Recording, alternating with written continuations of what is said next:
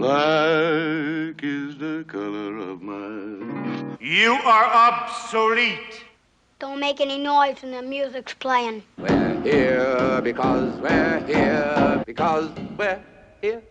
Your next stop, the Twilight Zone. Twilight-Tober Zone Part 3 is upon us. This year we finish up Season 2 and cover the bulk of the third season to this massively popular cultural phenomenon.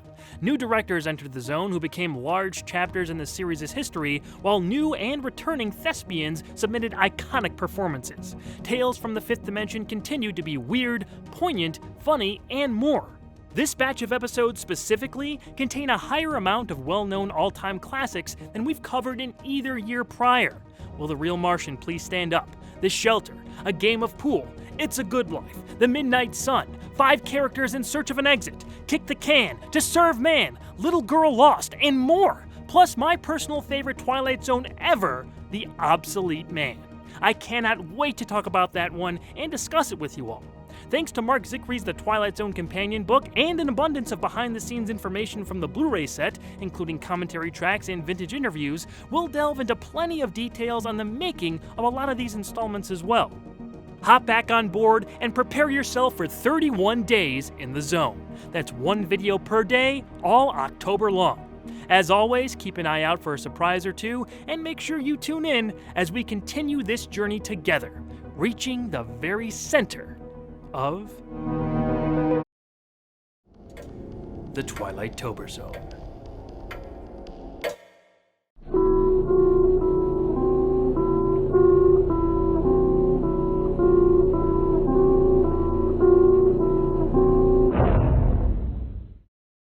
Welcome back to the Twilight-Tober Zone, everyone. This year we're starting with The Mind and the Matter. It's a fun episode that features a solid neurotic performance, well, multiple ones actually, and some neat effects work. Some of those effects come across great, while others, not so much. Archibald Beechcroft Esquire hates people, whether at his job, on the train, at lunch, or even when he thinks of them at home. A young co-worker of Archibald's, Henry, feels bad after accidentally spilling coffee on the ornery older man that morning, so he tries to apologize by giving Beechcroft a book called The Mind and the Matter, How You Can Achieve the Ultimate Power of Concentration. Intrigued, Beechcroft finishes the book at home that night and soaks in its teachings. When his landlady knocks on the door demanding rent, Beechcroft is annoyed. He focuses his mind on getting rid of her, and after a few seconds, she fades away. Delighted by this result, Beechcroft tries out the same technique at a crowded train station the following morning. Soon after closing his eyes and concentrating, the people and all the commotion that come with them have vanished. In fact, there's not a single person left in the whole world. Archibald is totally alone, a peace he's always craved. However, that peace transforms into regret when he starts wondering how to occupy his time. After talking with an apparition of his inner thoughts, perhaps his conscience, Beechcroft uses his newfound skill again, but this time he repopulates the world in his own likeness. Every person on Earth is now a copy of Archibald Beechcroft. They have the same face, dour attitude, and, ironically, hatred of people.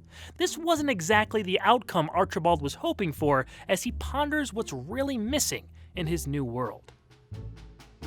Comedian Shelley Berman plays up his role as Beechcroft here. He's extremely irritable and excels at his over-the-top delivery. In other situations, that could be a detriment, especially in an older show like this one where the acting can come off as dated. But for this character in this story, I think it works. He feels like a guy you might know who endlessly complains about everything, and his hatred of people is palpable and believable. If I had my way, here's how I'd fix the universe. I'd eliminate the people. I mean, cross them off, get rid of them, destroy them, decimate them. Today, the landlady. Tomorrow, the world. Goodness, even Thanos only wanted to destroy half the population. Beechcroft's view of his fellow man as being an insufferable annoyance penetrates every word he says. It's effective for setting up a character that the audience either wants to see change or get what's coming to him. I despise people.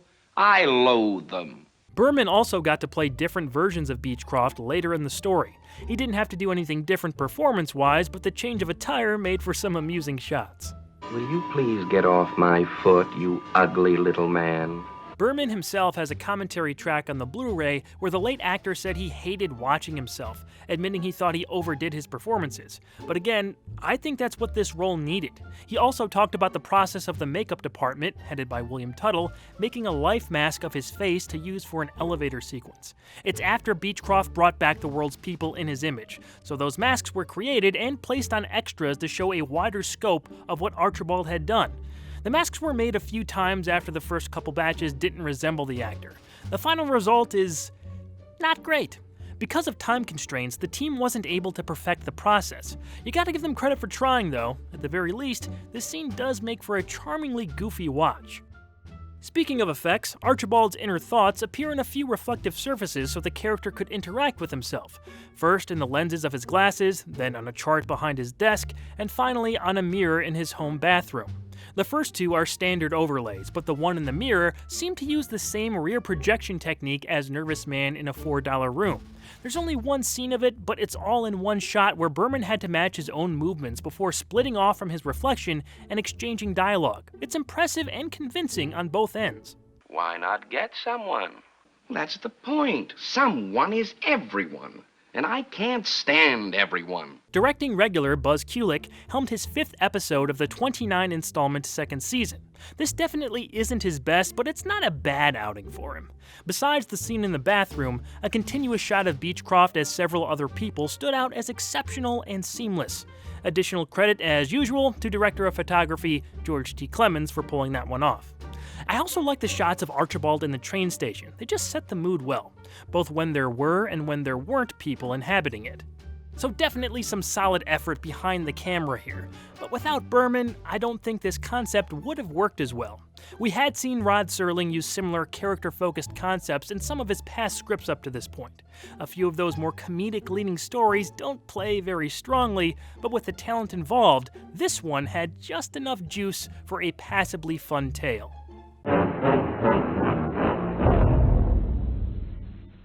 After seeing that a world of Archibald Beechcrofts is just as bad as the one our main character changed in the first place, he sets things back to the way they were. Content in the natural order of humanity, Archibald is a touch kinder to those around him, having learned a small lesson of tolerance in his trip to the 5th dimension. Rod takes us home with a nice ending narration that we might all get something out of at one point or another. With all its faults, it may well be that this is the best of all possible worlds. People notwithstanding, it has much to offer.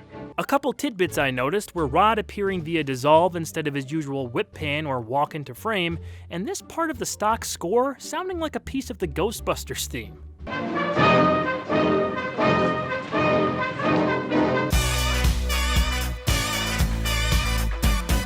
The Mind and the Matter is a decent episode. It's not an all-timer, but a unique performance from Shelley Berman makes it watchable.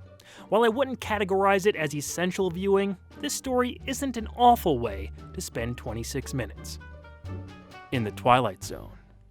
It'll be just about enough of that.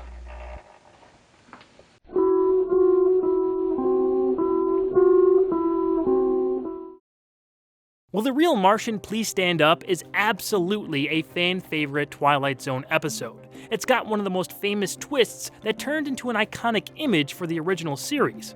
But putting its popularity and memorable status aside, is it one of the higher-tier installments of the show? Or is this a case of style over substance?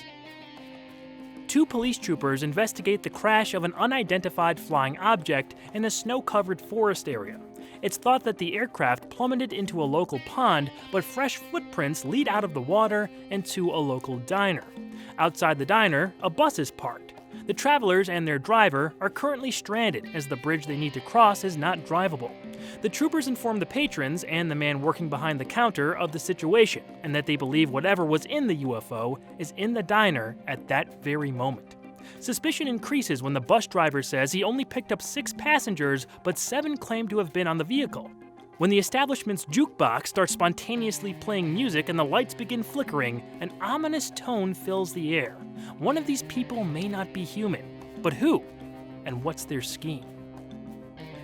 Rod Serling wrote the original draft of this script in 1958. It was called The Night of the Big Rain back then, and the big twist involved a stray dog at the diner turning out to be the Martian. That obviously changed since there is no dog in this episode. The title of the installment also changed one more time before settling on Will the Real Martian Please Stand Up? Nobody Here But Us Martians was the second name for this episode.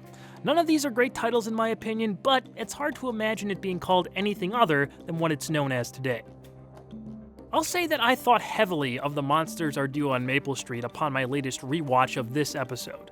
The basic concept at its core is similar. As the stories proceed, the characters get more and more suspicious of each other, making outlandish claims of even their spouses. This is a lot more tongue-in-cheek and less serious than the important moral in Maple Street, though. However, those comparisons are easy to make. Like the previously mentioned episode, this had a pretty big cast for a Twilight Zone story. Many of the actors made multiple appearances in other episodes. William Kendis, Morgan Jones, Bill Irwin, Barney Phillips, and John Hoyt took several trips into the fifth dimension. Hoyt was last seen in The Lateness of the Hour, which was one of the videotaped installments, so seeing him in full film glory was appreciated. He gave a strong performance on several fronts. Phillips is very recognizable to Zone fans for his 4 roles, but I think his turn as Haley the bartender is what he's most famous for within the fandom. Even with all this well-known talent involved, one actor totally stole the show. That's a good one. First he wants snowshoes, then he wants a lawyer. Jack Elam plays this wacky old man, and I loved him. Any line he's given is a home run. 6 humans and 1 monster from outer space. You wouldn't happen to have an eye in the back of your head, would you? You got identification, Grandpa? Left it down in the pond in my spaceship. Take me to your leader. Take me to your leader. Honestly, he doesn't even have to say anything with those fantastic facial expressions. Elam was blind in one eye and clearly got some use out of it for these kinds of roles over his long career. He was only 40 years old when they shot this, but because of a convincing performance, makeup job, and lightened hair, he's more than believable as this unhinged old coot. He brought energy and comedy to a story that blended tones. She's just like a science fiction, that's what she is. A regular Ray Bradbury. That was one of a few times author Ray Bradbury got a shout-out in a Twilight Zone episode. Serling was always a fan of his, even though they had a bit of a complicated relationship after this series started. Still, Bradbury came in to write I Sing the Body Electric in Season 3. It would be his only script produced of a handful he submitted for the show. This was the first of 5 installments directed by Montgomery Pittman. Pittman is unique for being the only director to also write a few of his episodes. This started with his next, funnily enough, called 2. We'll get to covering that one sooner than later. His directing work here is solid. I enjoyed the shots outside in the snowy forest before they head in the diner for the bulk of the story. It sets the tone nicely with a certain atmosphere. Rod literally walks out from behind a rock to deliver his opening narrator lines out there.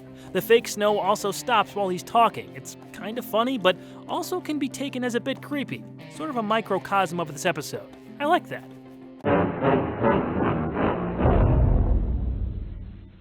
After the strange occurrences continue inside the diner and paranoia sets in for quite a while, a phone call relays to the troopers that the bridge has been approved to travel on. Not being able to hold the people there any longer over the absurd-sounding notion that one of them is a monster, they let everyone on the bus, with the police leading the way over the bridge.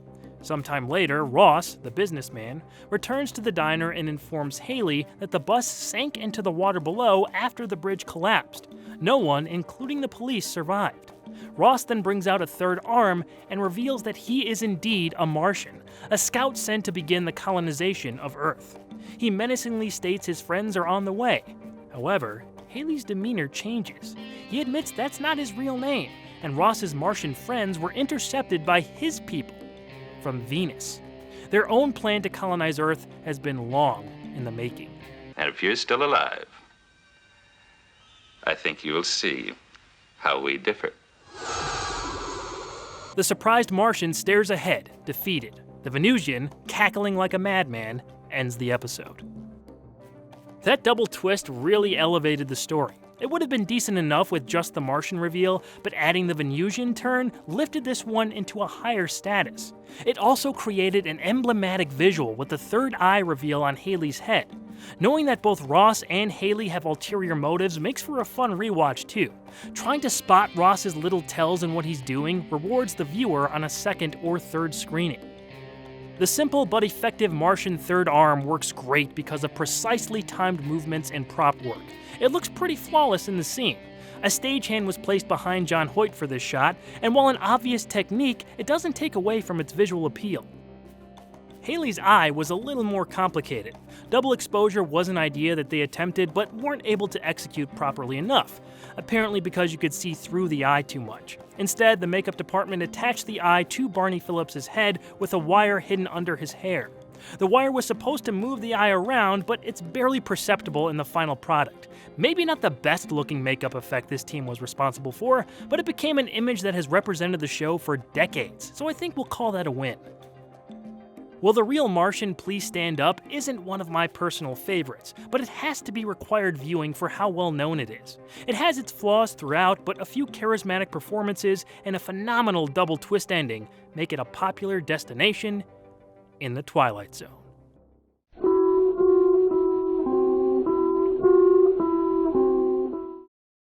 Finally, we've made it! 3 years into the Twilight-Tober Zone, and at long last I get to talk to you about my absolute favorite episode of this entire show, The Obsolete Man.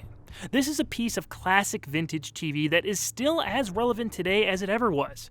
The themes and morals aren't unique, but the execution of this story in every facet, from the visuals to the performances to the writing, are top of the heap for me. It's brilliant from the bottom up. Let's talk about why. Romney Wordsworth functions as a librarian in a totalitarian nation known only as the state. He's called by his government to be judged and is found to be obsolete by the presiding chancellor and the other drones who inhabit the courtroom. There are no books or libraries left in the state, thus no use for Wordsworth. When the chancellor declares Romney useless and compares him to a minister in the society because he says the state has proven that there is no God, Wordsworth argues the opposite. No man is obsolete. Regardless, Romney is sentenced to liquidation within 48 hours. Through the rules of the state, he's allowed to choose the method of his execution and when within the 48-hour period it will occur. He decides, and is allowed, to tell an assassin the way he'd like to die, while keeping the details to himself and his state-appointed executioner only. Another appeal he has is that his death be televised for all of the state to see. His pleas are granted, and the following evening, Wordsworth waits in his room for the end. As a last request, 45 minutes before his death at midnight, Romney asks to see the chancellor, so the judge visits the condemned man in his room. The chancellor expects Wordsworth to beg for his life, but instead, he informs the overconfident officer of a hidden bomb as his choice of death, and soon he reveals the chancellor has been locked inside with the librarian. One of the customs of these liquidations is to isolate the obsolete citizen before their death, so no one is around to release the chancellor. With the whole nation watching, Wordsworth taunts that the state won't be embarrassed by sending someone to retrieve their high-ranking official, and begins reading a copy of the state-banned Bible. It becomes a game of dignity in death. Who will crack under the pressure and beg for his life? Wordsworth and his rebellious spirit, or the chancellor and his staunch government ideology?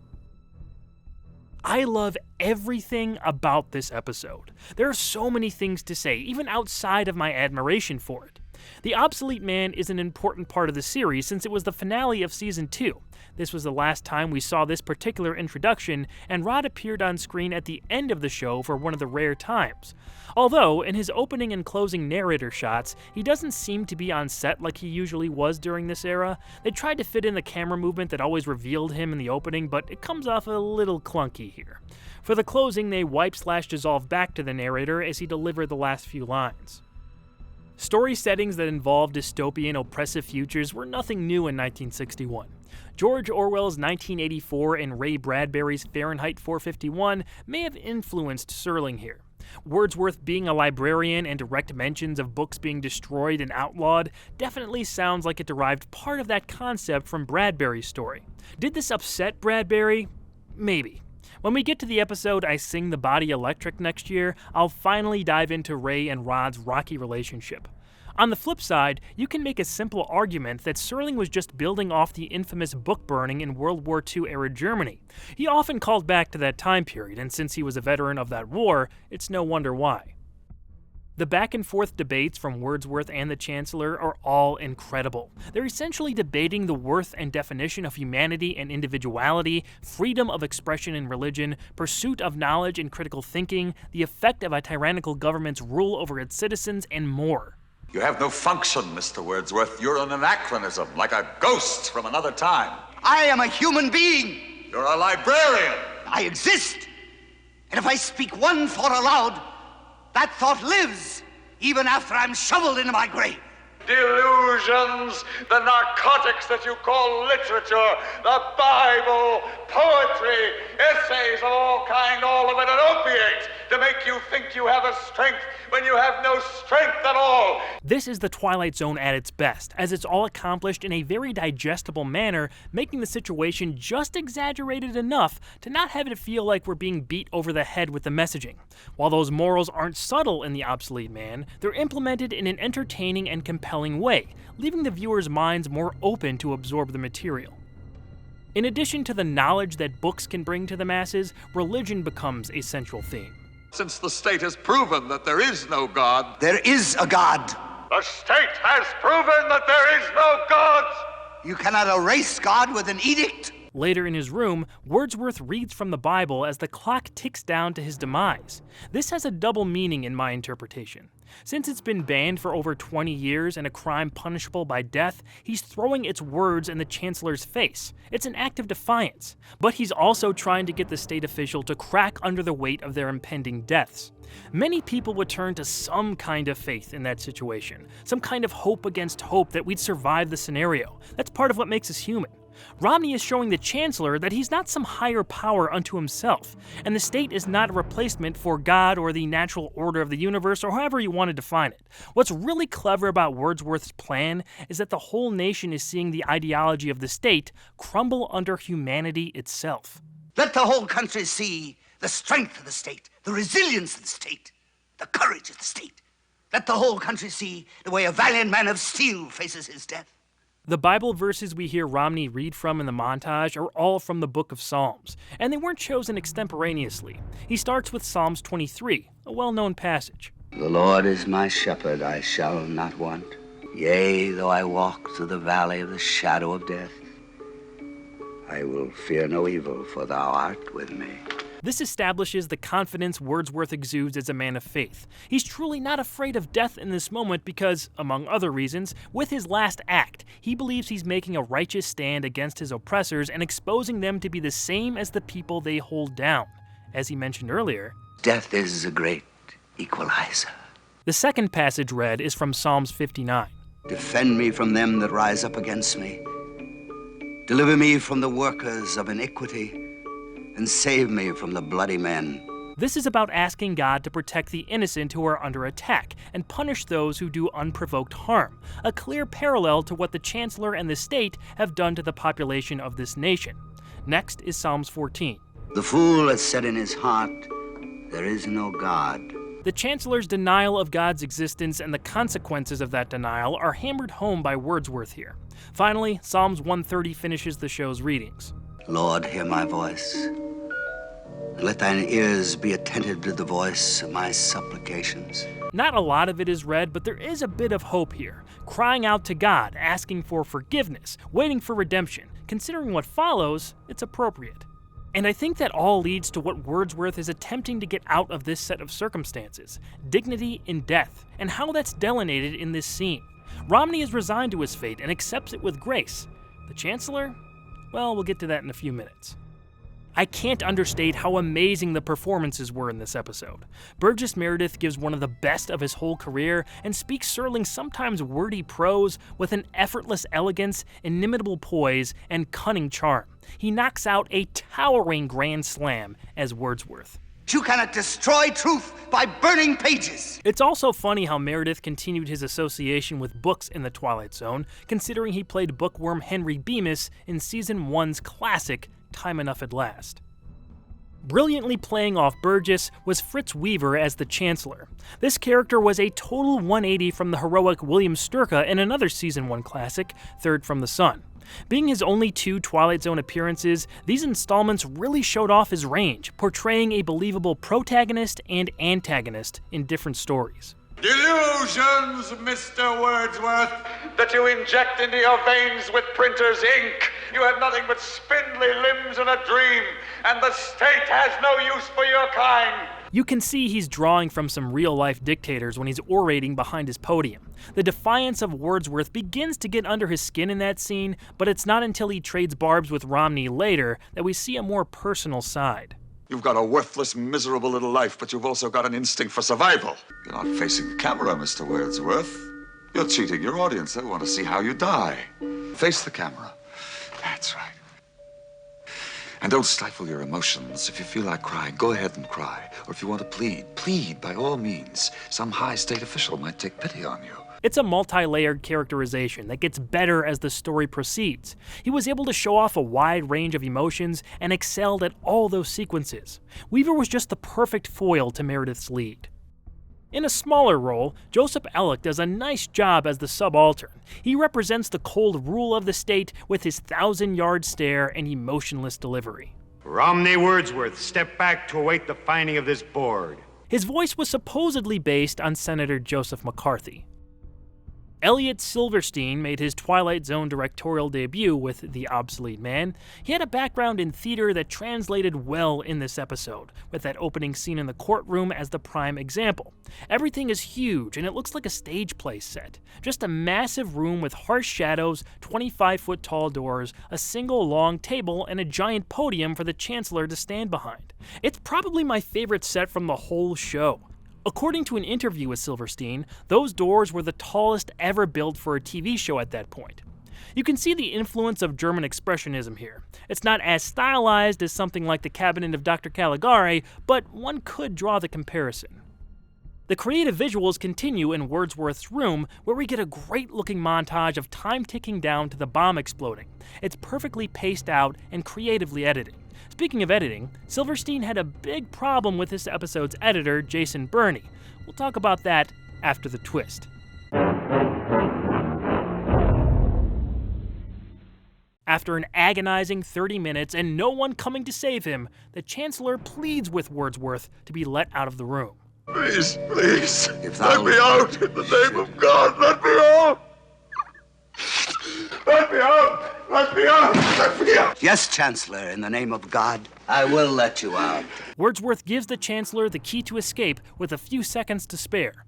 From the stairs below, the official sees the room explode, killing Romney inside. Sometime later, the Chancellor enters the courtroom and discovers that he has been removed from office and declared obsolete for being a coward and disgracing the state.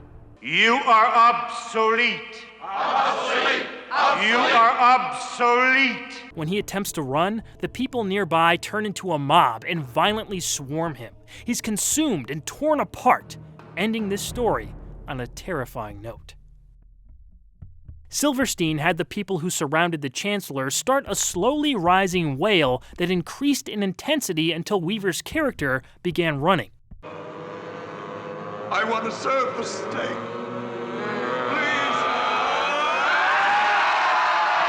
He conceived of this guttural, disturbing noise through a dream he had had. It was very important to him to have the full sequence in the show, but Silverstein and Jason Burney disagreed heavily on the cut of the final scene, to the point where Burney refused to edit it the way the director wanted.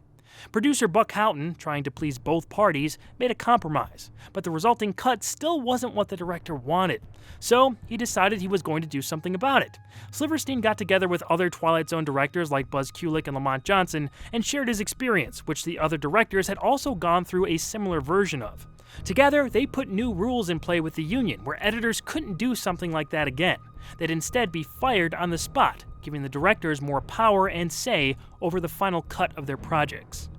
While I believe the Silverstein idea of that scene would have included more of the wailing, I don't think what we got lessens how creepy it turned out.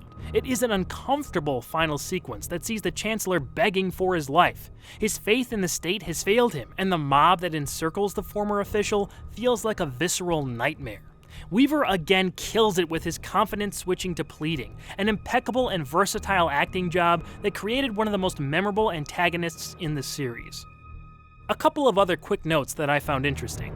As always, Rod advertises another episode at the end of the broadcast, but since this was the Season 2 finale, they talked up the series premiere, Where Is Everybody? It aired the following week as a rerun. I just thought it was a cool tidbit that the first episode of the show does have a traditional preview out there. Also, Serling peddles more cigarettes, which is always fascinating to me. It's often said that a picture is worth 1,000 words. Case in point. Before we meet again, try Oasis. You'll know what I mean. For my money, The Obsolete Man is the finest the Twilight Zone ever got. As I said earlier, the messages and morals aren't as subtle or even as fun as other installments, but the phenomenal filmmaking, writing, and acting put this one in a class all its own. If you ask me to recommend one episode of this series, it's always going to be this one before any other. Needless to say, I recommend it in the strongest of terms.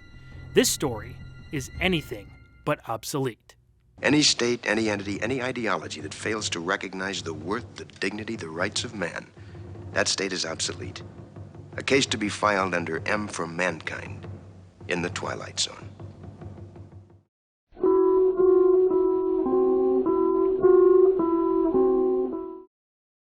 You are obsolete. 2 kicked off a third round for the Twilight Zone after a pair of successful seasons. In between seasons 2 and 3, Rod Serling picked up another Emmy win for his writing, while cinematographer George T. Clemens received one himself for his work behind the camera. That's not to mention a few other awards the show won during this time period. It was around here that CBS began to consider expanding the Twilight Zone into an hour format. While they eventually did this in Season 4, the idea was kept at bay for Season 3, and the series retained its half-hour runtime. Serling's original pitch for the show actually included hour-long episodes, but at this point, he was happy to keep what he called a vignette approach. Having written the bulk of the series this far in and finding it difficult to maintain quality, Rod was starting to feel fatigued. Serling was quoted as saying, "You start borrowing from yourself and making your own cliches. I notice that more and more." End quote. He got a break here, though, as 2 was actually written by the episode's director. There are reports that it originally wasn't supposed to lead off Season 3, though. Instead, the grave may have been meant to open up this batch of installments, followed by The Obsolete Man. The former ended up airing as the 7th episode of the new season, and the latter was, of course, the finale of Season 2. I'm not sure how accurate this information is, but it was talked about on 2's Blu-ray commentary track. Funnily enough, if The Grave did premiere Season 3, it would have still featured the same writer-director as this episode. Before we get into the installment itself, let's talk about some of the aesthetic changes this third season brought us. There is a new intro. It only changes a couple words of Rod's narration from Season 2 and keeps Marius Constant's signature theme, but instead of the sun being revealed through fog and setting behind that black line, we get 19 seconds of a false spiral illusion shrinking into the distance. A new Twilight Zone title card then comes into focus and breaks apart, leading us into every episode. The false spiral illusion became somewhat synonymous with the show afterwards, so you could say this was an important change. That new Twilight Zone title card altered the font to something very standard. They did this previously in the short-lived second Season 1 intro. It only appeared in front of a handful of episodes and was corrected the next season. However, they stick with this one for the entirety of Season 3. The whole thing is rather basic compared to what came before and especially what followed in Seasons 4 and 5, so it might be my least favorite of all the original series introductions. 2 was also the first episode to feature the title, producer, writer, and director on screen after Rod's narrator appearance. This would be the standard for just about every installment from here on out. I like that addition personally, it just felt like it gave each episode a little prestige. In an unspecified time of a post-apocalyptic world, a deserted city stands. It's been 5 full years since a human being has walked the streets, but on the first day of the 6th year, that changes. A woman, wearing the outfit of a soldier, enters the city. As she scavenges the dilapidated buildings and observes the blight around her, a man, wearing a different nation's soldier uniform, encounters her. They immediately fall into a scuffle with the man winning out. Soon after, he tries his very best at offering peace to the woman of his enemy nation. She's reluctant, and the pair are distrusting of each other. But with no evidence that any other person is even living, they weigh the options of cooperation and survival, or loyalty to their now destroyed countries. Montgomery Pittman was back in the director's chair after the fan-favorite installment Will the Real Martian Please Stand Up, the previous season. As mentioned in my review of that one, Pittman wrote a few of the episodes he directed, starting with 2. This put him in rarefied air as the only person to write and direct the same piece. Interestingly, he originally started out as an actor before transitioning to writing.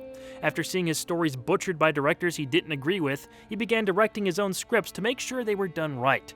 Much respect to him for taking those steps and doing it all. Instead of shooting at MGM like usual, producer Buck Houghton set up this show to be filmed at the recently closed Hal Roach Studios. The street set there was already broken apart and heavily worn down, making it easier for the crew to set up shop for this particular story. They apparently didn't have to do much to make it look like a post-apocalyptic city. It worked out because it comes off great in the episode. This backlot was actually torn down not too long after the production wrapped. We got some serious star power with a pre-Death Wish Charles Bronson and a pre-Bewitched Elizabeth Montgomery as the featured players here, only referred to as man and woman since their characters aren't given names. The acting is pretty solid, especially since there was minimal dialogue. The first words outside of Rod's narration aren't spoken until the 9-minute mark. Here, invader. Eat. Eat. The only reason I can see for our fighting is that your uniform is a different color than mine. Bronson's character speaks English, but as Rod mentioned in his opening, The signposts are in English, so that we may read them more easily. But the place is the Twilight Zone. This wasn't meant to be any specific nation, but the allusions are there with Bronson's English and the lone word Elizabeth Montgomery says in the whole story. Procrastinate. Now, I've heard from the commentary track and a couple other sources that that line is Russian for pretty. I tried typing it into the old Google machine, but I couldn't verify this. Any Russian speakers out there know if this is true? Leave a comment and let me know. If it is Russian, I'm sure this was meant as a bit of a nod to the Cold War between the US and Russia at the time, and what could happen. Bronson's character mentions there are no more armies, eliminating a reason for them to fight amongst themselves. He tries to make peace with the woman who can't understand him, and it's a tough sell. Even tougher after the pair come across a couple working guns, upping the apprehension. Later, the dress that Montgomery's character supposedly called pretty is given to her by the man, and she goes to change into it in a derelict army recruiting office. Reluctantly, she steps inside and sees all the propaganda posters for her enemy country's military. Something inside her snaps, and she fires a few warning shots at the man outside. Yes, those are laser blasts. Another interesting choice to make this feel like it doesn't have a time period. Seeing all of these conflicting emotions go through the woman's head with just her face to display them made Montgomery's performance unique. She's more of the standout, in my opinion.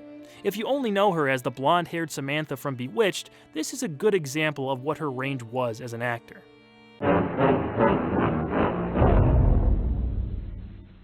After chasing the man off with gunfire, the woman seemingly chooses to go it alone.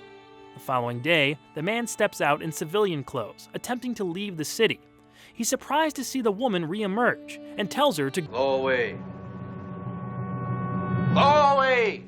She then reveals herself to be wearing the dress from earlier. An obvious play at a truce, the man accepts, and the pair walk off into the unknown together. This was a well-done story overall. I don't think it's on par with some of the best, but it has a tone all its own, and the acting was of decently high quality. I think the real star of the show was the set. It definitely felt like a lived-in, destroyed world, and helped in general with the believability. The more optimistic ending was also a nice way to wrap things up in a show where these kinds of settings often led to worse conclusions for the characters involved. I'll give it a light recommendation, but if you skip it, I wouldn't say that's a crime. There's plenty more to get into as we traverse Season 3 in the Twilight Zone.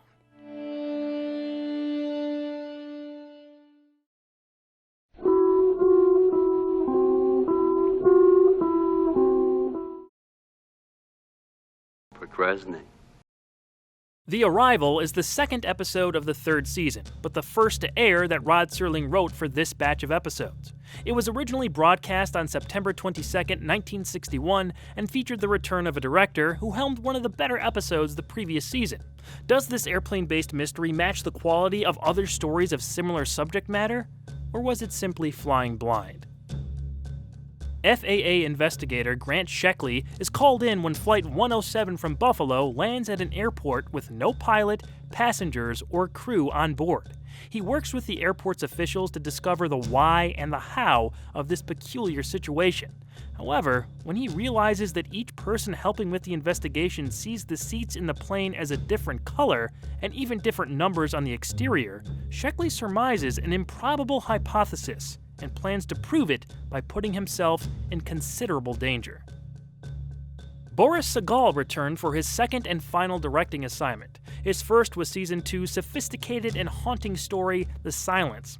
I think that installment benefited from a truly brutal double twist that in retrospect improved everything before it, even creating intriguing opportunities for repeat viewings. The Arrival does the opposite, where the ending reveal devalued most of the buildup. It's unfortunate because there's clearly a strong visual style at play that Sagal and cinematographer George T. Clemens collaborated on here. I love the sweeping shots of the airport hangar at the top of the episode especially.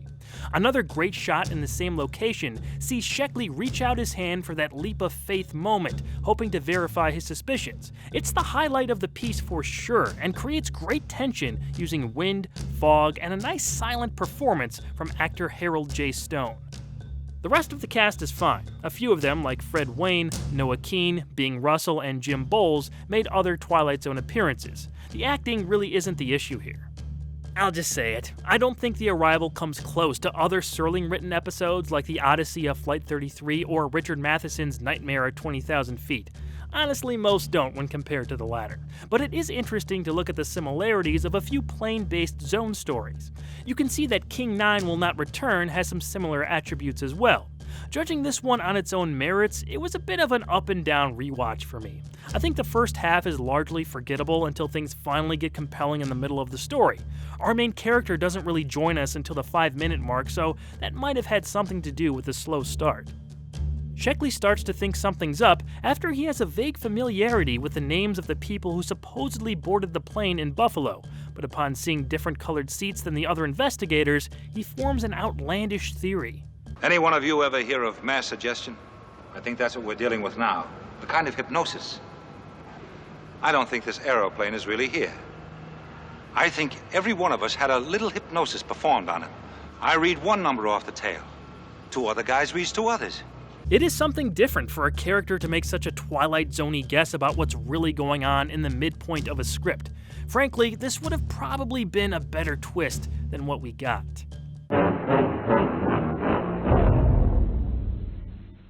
Sheckley takes an insane risk to prove his idea that the plane is an illusion. He steps forward with his hand outstretched, heading straight for the propeller. When he reaches it, the entire plane disappears, with Robbins inside. This is promptly followed by Cousins, Bankston, and Malloy doing the same. Flabbergasted, Sheckley walks to the airport office where Bankston and Malloy don't recognize him. Weirder still is a newspaper headline that Flight 107 from Buffalo landed safely earlier in the day carrying a Hollywood starlet on board. Turns out, 17 or 18 years ago, Sheckley was the lead examiner on a different Flight 107 from Buffalo that went missing in the fog over the ocean. It was presumed crashed for reasons unknown. That was the only case Sheckley couldn't solve, and it's haunted him since. This new Flight 107 situation is revealed to have all been in Sheckley's head. Delirious, he breaks down on the runway, shouting for the one flight he could never find. Sheckley losing his mind at the end was a nice touch. Love those ending shots of him on the runway. More solid visuals from Sagal and Clemens. It's unfortunate they weren't part of a better episode. Things went from mildly enticing to a bit confusing pretty quick. Having the one case Sheckley never solved haunting him in this way is not a bad idea, but it goes on for too long when it's overly explained by Bankston in the airport offices. It also makes zero sense why Malloy and Bankston were illusions in the first place. Maybe having the pilots or other passengers from the doomed flight fill those roles would have worked better. As is, it feels weird just for the sake of being weird. Or maybe they didn't have the budget to hire more actors. We know that was a problem in the past. On the whole, The Arrival has a few great shots, captivating moments, and solid performances. However, when you take into account the dull first half and the fumble of an execution on the twist, it drops below a recommendation from me. It's not an offensive entry in the series, but there are plenty of better episodes with comparable elements. I'd say to check those out and leave this mystery in the uncharted airspace of the Twilight Zone.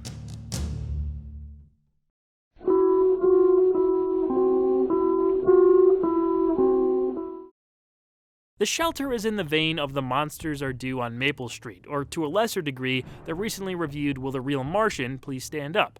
Rod seemed to really enjoy writing stories that put his characters in a situation which could have friends, neighbors, or good-natured people in general turn on each other if their survival was being threatened. Maybe enjoyed is the wrong word, but it's obvious he had an inner need to show man at his weakest to warn us about what could happen. There's no alien, monster, or supernatural threat in The Shelter. Its message is more straightforward. While that can be a detriment to a sci-fi leaning show, I thought this story in particular worked because it was so grounded. It's something that could have happened then, and let's be honest, can still happen now. That's what makes it so chilling. Dr. Bill Stockton is being honored at a pleasant neighborhood birthday dinner with his friends and family in attendance. However, the mood swiftly changes when a warning from the civil defense authorities suggests dangerous unidentified objects are flying toward the area. Anyone listening should stock up on food and water and head to a bomb shelter if they have one. The guests leave Dr. Stockton's house as he gathers supplies while corralling his wife and son into their shelter. Soon, his friend Jerry comes back, looking for a safe haven for him and his family since they don't even have a basement. Bill at first sympathetically refuses, saying he wishes he could help, but a shelter is only big enough for 3 people and there's not enough food or water for them. Every neighborhood friend that was in his house earlier then begin coming back with their families, seeking asylum from the coming nuclear attack. Their nervous demeanors quickly turn to desperation, panic, and anger as the Stocktons are locked inside their shelter with the whole block demanding entry. This was Lamont Johnson's first episode to air. He went on to direct 7 more, making him one of the more prolific directors in the show's history. I thought this was a great start. It's one of those that has gotten better with age, in my opinion. Johnson didn't seem to feel the same way, though. In Mark Zickry's The Twilight Zone companion book, he admits he wasn't a huge fan of Rod Serling's script. Quote, "That was Rod in one of his messianic moods. It was too uptight with his own self-righteousness, I think. I found it an interesting idea. I think the thesis was excellent, but I think its devices and its general style of writing were a little too pompous." End quote. Kind of harsh words there. From conversations with other Twilight Zone fans and checking some of the chatter online, The Shelter is regarded as one of the better episodes of the series. I'm definitely on that side of the fence. I really love it. I'd even go as far as to say it's better than The Monsters Are Due on Maple Street. And if you've seen my review, that may not be a surprise. But I think The Shelter is a much more believable progression into Panic, where the characters not only desperately try to force Stockton's door down, but say horrible things to each other. They're lashing out in what they think are the last moments of their lives, with potential salvation 8 inches of steel away. That's the way it is when the foreigners come over here. Pushy, grabby, semi-Americans. Nobody cares what you think, you or your kind. I think the first order of business is to get you out of here. Racism, tribalism, superiority complexes, they all rear their ugly heads. Actually, this reminds me of something some crazy guy once said.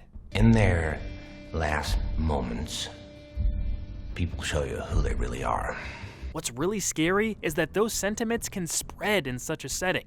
There were no big leaps here. You can empathize with these families trying to survive. They're about to die, and their friend, no matter how logical his argument is essentially dooming them. But Serling's point here is that if we don't have some measure of rationality among each other or someone to keep the rest of us calm in these predicaments, the worst of us can and will take over from the inside out.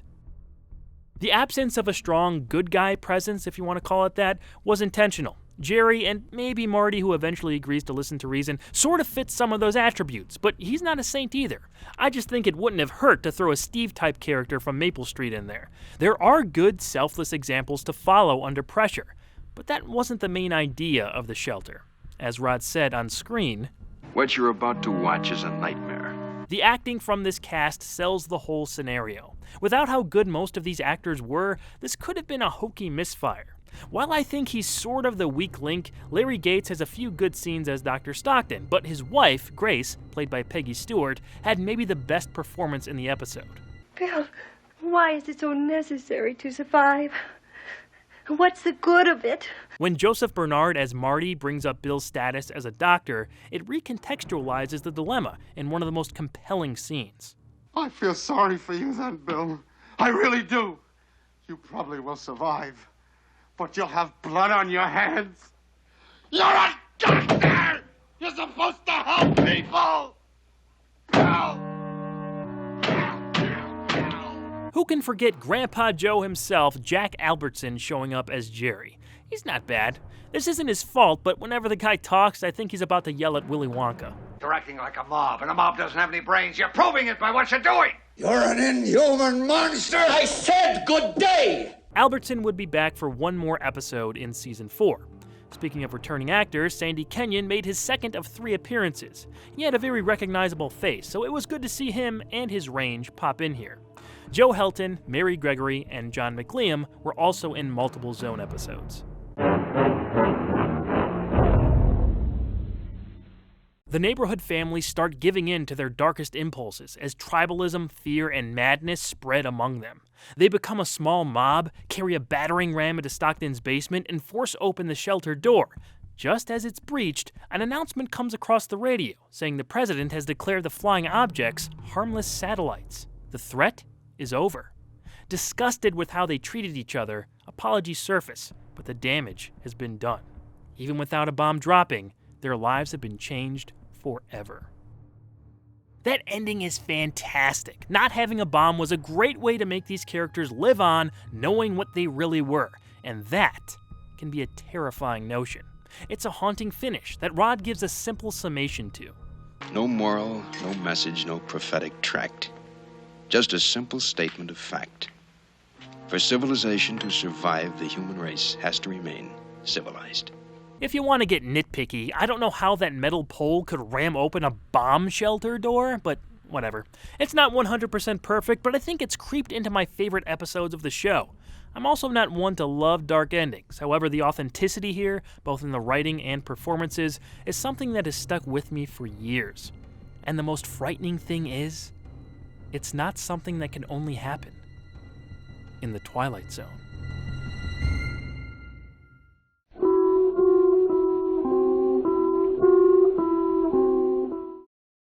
The Passersby takes us back for a Civil War-era story. It also saw the return of one of my favorite Twilight Zone directors and a somewhat surprising appearance from a very familiar political figure. It's April of 1865 in the formerly Confederate South. A recently widowed wife sits on her porch watching a parade of defeated soldiers walk by on the dirt road in front of her. Wounded and tired from walking, a Confederate sergeant stops by for a quick respite of water and relaxation, which the widow, named Lavinia, welcomes. He solemnly plays his guitar as the endless stream of desolate men pass by the house. Lavinia, who is recovering from a fever, mentions the sergeant reminds her of her husband, Judd, who was killed in battle. After a while, they both start recognizing a few of the men walking down the road. One is a friend of Lavinia's, who was apparently falsely reported dead in Gettysburg. Another is a Union lieutenant that the Confederate sergeant recognizes as the man who saved his life early in the war. Vowing revenge for the death of her husband, Lavinia pulls out a shotgun and aims it at the lieutenant. The sergeant protests, but the widow is stricken with grief and rage as the northerner stays on his horse, ready to accept his fate. Elliot Silverstein returned to the director's chair, hot off the successful Season 2 finale, The Obsolete Man. He does a fine job of bringing Rod's Passersby script to life with a tone and visuals that captured this somber, listless post-war feeling. It sets a mood that takes its time, but I don't think that was a fault. I don't mind slow-moving stories when they're appropriate for the material. You don't have to be an expert to see where this whole thing was going, but who cares? As I've said in the past, unpredictability doesn't always trump execution. The Passersby succeeds despite a foreseeable outcome, and it works because of all the talent involved. The performances are up to snuff, with James Gregory and Joanne Linville carrying the load. They have a decent chemistry, and their interactions effectively tease both of their scarred pasts. Beat the Yanks in a month. That's what they said. Beat the Yanks in a month. How wrong they were. We were so sure they'd all be coming back just as they left. My daddy used to say to me, Have you got nothing inside you but soft mush and sad ballads? Ain't you ever gonna grow up and come a man? Oh, he was a proud one day I marched off to war. And I come back half a man. But I did come back. Music is a big part of why this was a strong installment, in my opinion. The sergeant plays a melancholy folk song called Black is the Color of My True Love's Hair that encapsulates the dreary world we find ourselves in. Black is the color of my true love's hair. The truest eyes and the daintiest hands. It's an important song to Lavinia since her husband used to sing it. Obviously, strumming his guitar and singing in general is a big part of the sergeant's character too. I really enjoyed that aspect of this story. Seeming to take some inspiration from Black is the Color, the score by Fred Steiner makes music even more central to this episode. He increased the atmosphere with his sometimes foreboding, sometimes gloomy chords that peppered the runtime.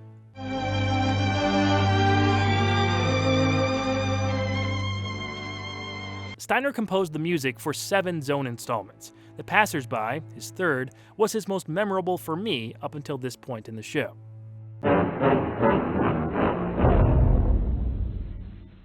The sergeant tries to stop Lavinia, but she fires her gun at the Union lieutenant. Shockingly, he's unfazed, and after taking a sip of water and a light illuminates his shadowed features, he reveals his horribly scarred face. The sergeant remembers the Yank was struck by blazing shrapnel and killed after he stopped to help the rebel. Following some ominous words, the Northerner moves his horse down the road. The next day, the sergeant is finally ready to leave Lavinia's house, but before he departs, Lavinia's husband, Judd, arrives to console his wife. He gently tells her that they're both dead, him from a bullet and her from a fever. She refuses to accept this. Judd then reassures his bride he'll wait for her at the end of the road and walks off. As she breaks down crying, the last man walking the dirt path checks on her. You're staying behind, my dear? Yep, it's Abraham Lincoln. I guess you might say I'm the last casualty of the Civil War. He explains to her that he's afraid of what's at the end of the road too, but it's not wise to stay behind. Lavinia runs to her husband in the fog ahead as Lincoln walks forward into the unknown, and the episode concludes. No doubt this is a moody tale, and maybe it's not for everyone, but I'd heavily recommend it. I was back and forth on the Abe Lincoln inclusion because it could have easily ruined what was built up, and yeah, I could see it reading as goofy or over the top to some people. The music and performances sell it though. They pull the scene back from being too much. Plus, that ending shot of Abe walking down the road as the self-proclaimed last casualty of the Civil War looks freaking great. It's a sad story, but every emotion has a story to tell. In the Twilight Zone.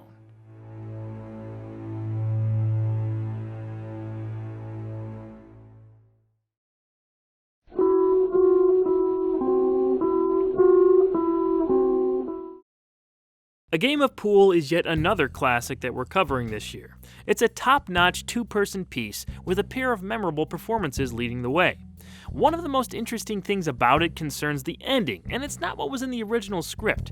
There's plenty of information out there on the sequence that was supposed to close out this story, so you can decide for yourself if it would have improved an already remarkable episode. Jesse Cardiff considers himself the best pool player around, but he's constantly compared to the deceased James Howard Brown, aka Fats. Fats was legendary in his time, and the constant comparison bothers Cardiff to no end. One night, he yells out to the empty pool hall that he wishes he could have beaten Fats himself and proven he's better. We cut to the afterlife, where Fats is perpetually playing pool. He's called down to Chicago, where Jesse is located, and appears to him, offering to play. The only stipulation is that if Jesse loses, he dies. Cardiff is at first shocked by the whole situation, but after some prodding, he accepts Brown's challenge. The two greats then engage in a game of 14-1 rack for the ages. What's most fun about this episode is the back and forth between Jack Klugman's Jesse and Jonathan Winter's Fats. They have a certain chemistry that works in both directions, and I really appreciated how real their rivalry felt. When I was a kid, I knew a lot of guys like you.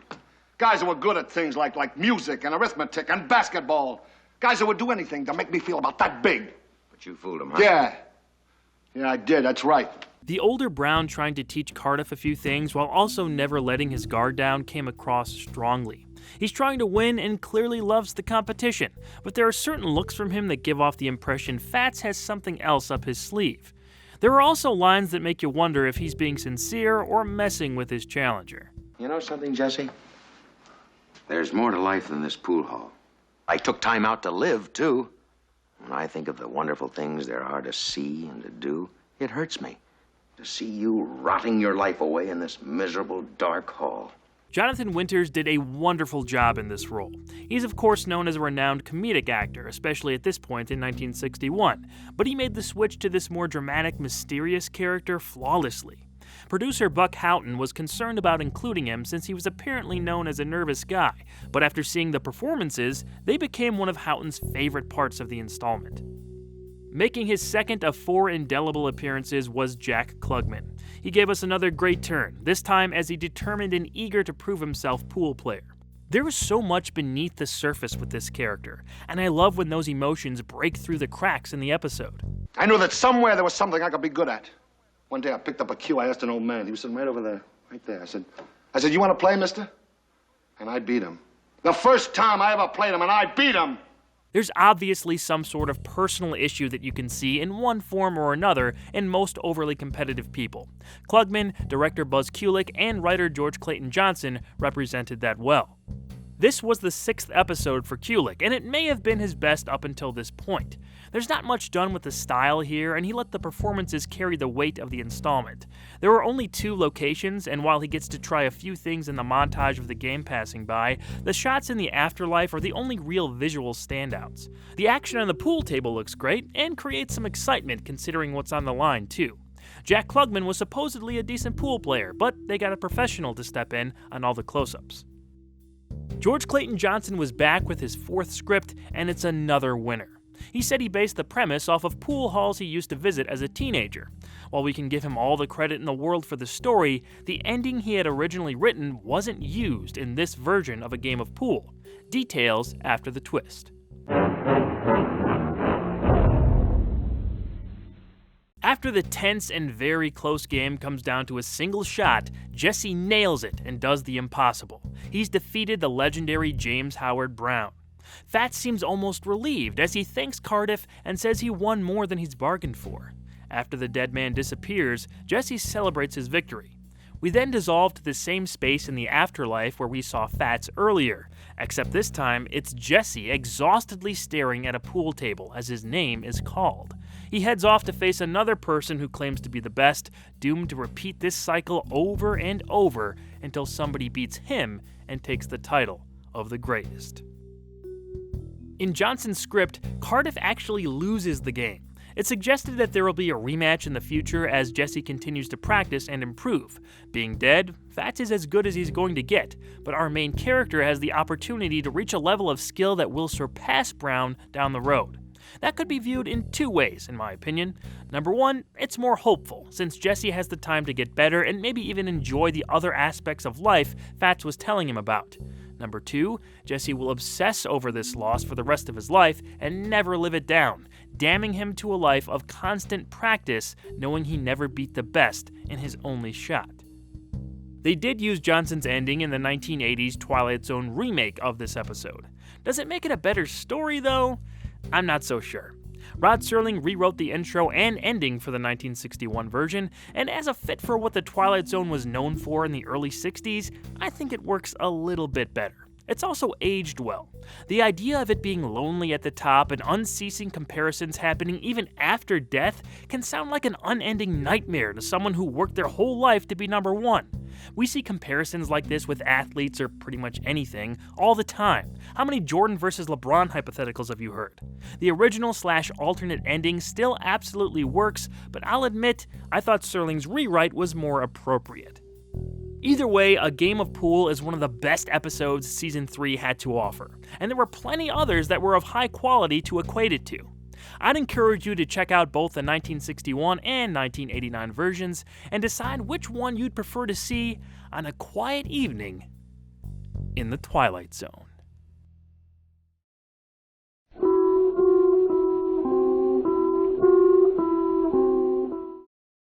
The mirror does next to nothing to hide who or what it's about. Usually, these Twilight Zone episodes are a little more clever in disguising the subject matter they're addressing. There are some straightforward story exceptions that fall under the good to great category, like the recently reviewed The Shelter, but this installment bordered on parody at times and doesn't hold up well for multiple reasons. Let's explore why. General Ramos Clemente has just usurped the oppressive government of his Central American country. He was the leader of a rebellion that includes his lieutenants of the revolution, Cristo, D'Alessandro, Tabal, and Garcia. The former president, De Cruz, is brought in to face the new regime, and he warns Clemente that they are of the same breed. They both hunger for power and fear that power being taken away. On his way out, De Cruz comments on his old mirror that Clemente has hung up in the office. He says an old woman brought it to him when he first took over the country a decade ago. She said it was magic, and by looking into it, he could see the faces of his assassins. De Cruz taunts Clemente to look into the mirror and see them. They'll be everywhere. Soon after, Clemente sees one of his lieutenants, D'Alessandro, holding a gun on him in the mirror. With the seed of doubt planted in his mind, the new leader begins to suspect all his closest confidants are actually turning against him. In case you somehow haven't figured it out by now, the episode and its main character, under the thinnest of veils, are supposed to be a take off of Fidel Castro. The Tabal character even looks a bit like Che Guevara. The Cuban Revolution's resulting new government was still in its early stages in 1961. This episode aired after the Bay of Pigs invasion, but a year before the Cuban Missile Crisis, so tensions were high, and I'm sure Serling was eager to dramatize this situation for a script. The problem is, it's a little too close to what was still developing at that time. And without hindsight, the episode turns this moment in history into a cliched caricature. Years later, producer Buck Houghton admitted that they, quote, had a rather simplistic view of Castro at the time, end quote. Now's as good a time as any to talk about Peter Falk's portrayal of the general. That's right, Columbo himself basically played Fidel Castro in the Twilight Zone. In retrospect, Falk is just too recognizable to be taken seriously as Clemente. It may have been more acceptable at the time, but his accent and way over-the-top delivery is more distracting than anything. What is it you want of me, Clemente? Not what I want. Not what I want! Not what I want! What they want! Not what I want! What they want! What they want! In addition to Falk's exaggerated acting, this episode has a few unintentionally funny moments.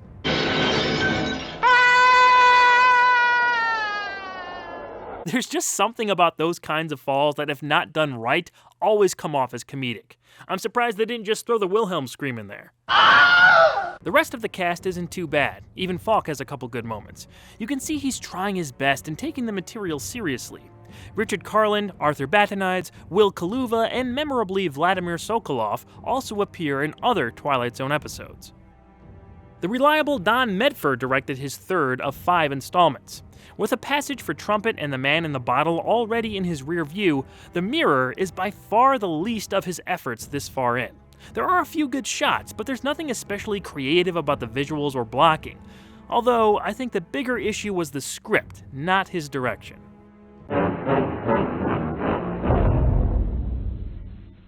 Sometime after killing D'Alessandro, Clemente sees both Tabal and Garcia in the mirror, brandishing knives and walking toward him.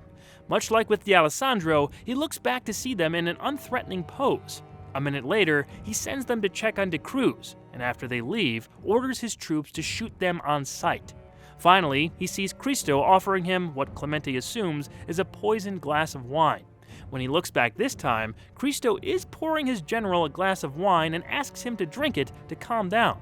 Clemente's paranoia kicks in again, and he pulls a gun on Cristo. The lieutenant angrily tries to convince his general that the mirror is nothing but glass, and what he's doing is wrong. But Clemente shoots him in the back, killing the last of his closest advisors. Sometime later, the general is approached by a priest who pleads with him to stop the round-the-clock executions. After lashing out, Clemente admits he's afraid for his life 24 hours a day. The priest, Father Tomas, tells him that the greatest enemy tyrants have are themselves, and leaves the general alone in his office. Delirious, Clemente looks at himself in the mirror before shattering it and killing himself. The story ends on Rod's evocative narration. Any resemblance to tyrants living or dead is hardly coincidental. whether it be here or in the Twilight Zone. That's as direct a call-out Rod made in just about any other episode. While I admire his sense of morality to show how paranoia can affect powerful people, this particular story just invited too many comparisons to real-life events in the early 1960s. It's not a terrible installment, and quite honestly, it is interesting to look back at all these years later, but it's not required viewing. I wouldn't blame you if it piqued your curiosity enough to check out, though. So, if you choose to do that, the mirror will be waiting to reflect a distorted image in the Twilight Zone.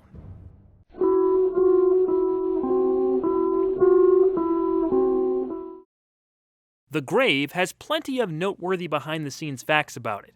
Not only were there conflicting viewpoints on the story's origin, but the production itself features some surprising tidbits. It's a well-regarded episode that many fans might remember. Is it one of the best of the third season, though? Let's take a look and see. Opening the show is the shooting of infamous gunslinger Pinto Sykes. He's gunned down by 8 townspeople and taken to the local jail where he dies soon after. A couple days later, Connie Miller pulls into town and finds out about Pinto's demise. Miller was hired by the town to track down Sykes and take him out. However, there's a common question as to if Miller was afraid to confront the gunman. As Connie enters the local saloon, some of the townspeople inform him of Pinto's last words. Sykes said he waited for Miller in Albuquerque, even sending out word where he was, but the bounty hunter never came around. In a final threat, he mentioned that if Connie ever goes up to his grave, he'll rise up from the dirt and grab him. Pinto's sister, Ione, enters the bar for a moment to grab a bottle as she grieves the loss of her brother.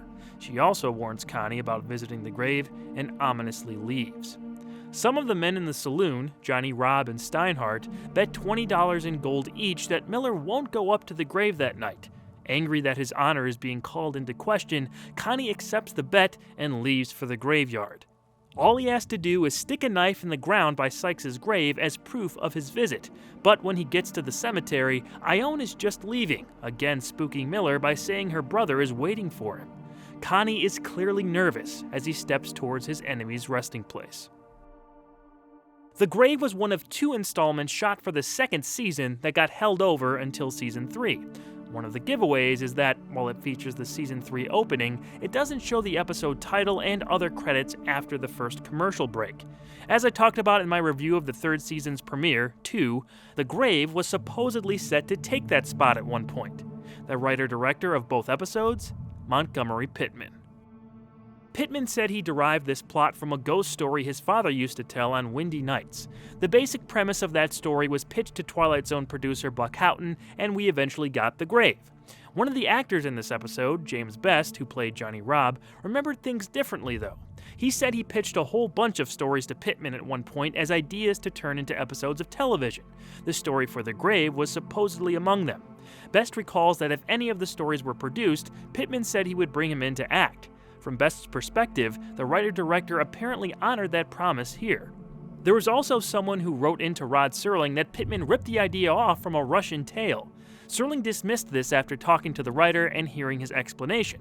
Whatever the truth is, I'm probably leaning toward Pittman's versions of events. It gave us a pretty popular episode. The acting from this cast is great. In addition to Best, Ellen Willard, Strother Martin, William Shalee, and Stafford Repp all turn in good performances. We even get legendary Western actor Lee Van Cleef as Steinhardt, which was a real treat. Oscar winner Lee Marvin as the episode's lead, Connie Miller, is fantastic himself. He convincingly created a character that had the audience wondering if he really was telling the truth about not finding Sykes while out on the hunt. Was he actually afraid of Pinto? His facial expressions and delivery don't give us a certain answer.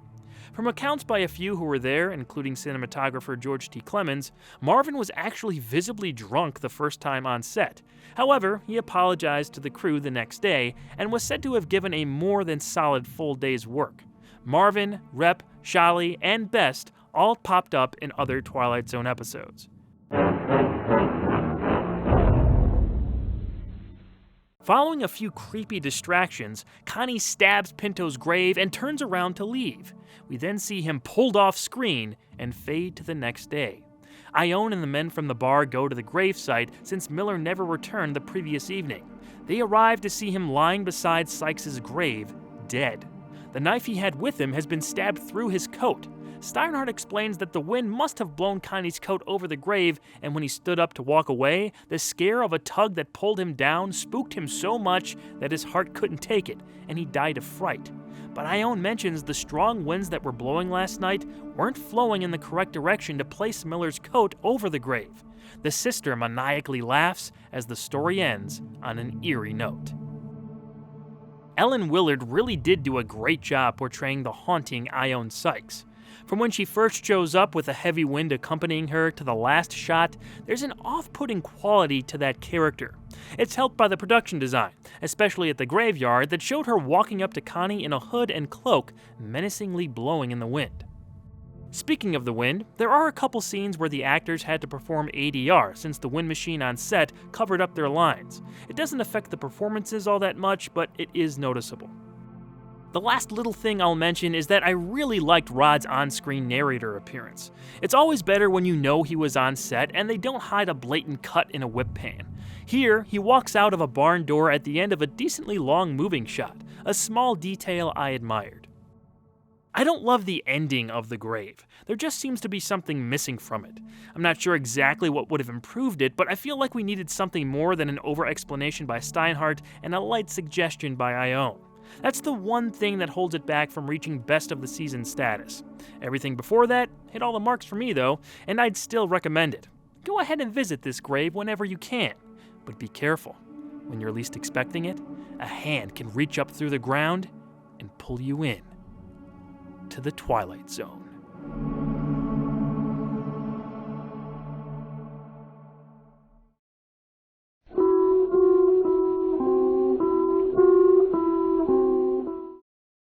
We have arrived at another pop culture phenomenon episode. Odds are you've somehow heard of It's a Good Life, even if you've never seen it. The signature lines, characters, and premise are probably as well known as the Twilight Zone itself. This episode has been parodied, homaged, given a nod to, remade, and allowed a rare sequel in another Twilight Zone series. It's a good thing you did clicking on this video, guys. It's a real good thing you did. Rod Serling opens this installment on screen to set everything up. A monster lives in Peaksville, Ohio. This monster has either destroyed the rest of the world or isolated Peaksville completely. It has the power to read minds, create, combine, or obliterate matter, and send anyone or anything it doesn't like into the town cornfield, never to be heard from again. If anyone in Peaksville even has a bad thought about it, the monster knows. It's totally and utterly unstoppable. This monster is known as Anthony Fremont. He's a 6-year-old boy who has an entire town under his thumb to the point where everybody always treats him nicely. Or else. Just ask his Aunt Amy, who at one point in time had the boy under some sense of control, but after singing aloud one day, one of the things Anthony hates most, she was turned into a smiling, vacant shell of a person. If everyone else isn't careful, they could be next. Or worse. Director James Sheldon re-teamed with child actor Billy Mumy for their second and final collaboration on this show. Their first was one of the best of the 6 videotaped episodes in Season 2, Long Distance Call. Mumy played another creepy kid in that episode named Billy Bales. Here, that's all pushed to 11. Mumy gave a career-defining performance under Sheldon's direction in what Bill now calls his favorite episode. This is still one of the pieces both creatives are best known for. I hate anybody that doesn't like me. Don't make any noise when the music's playing. The rest of the cast is spectacular.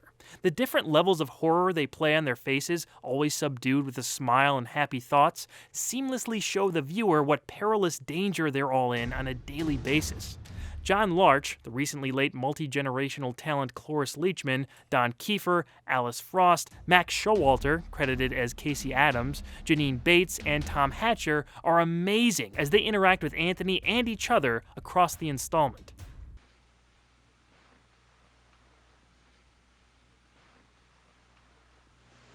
Well, howdy, Anthony. There's a silent panic to every delivery, of varying degrees, of course. A great scene shows this off non-verbally when Anthony is making TV for the people in his house to watch.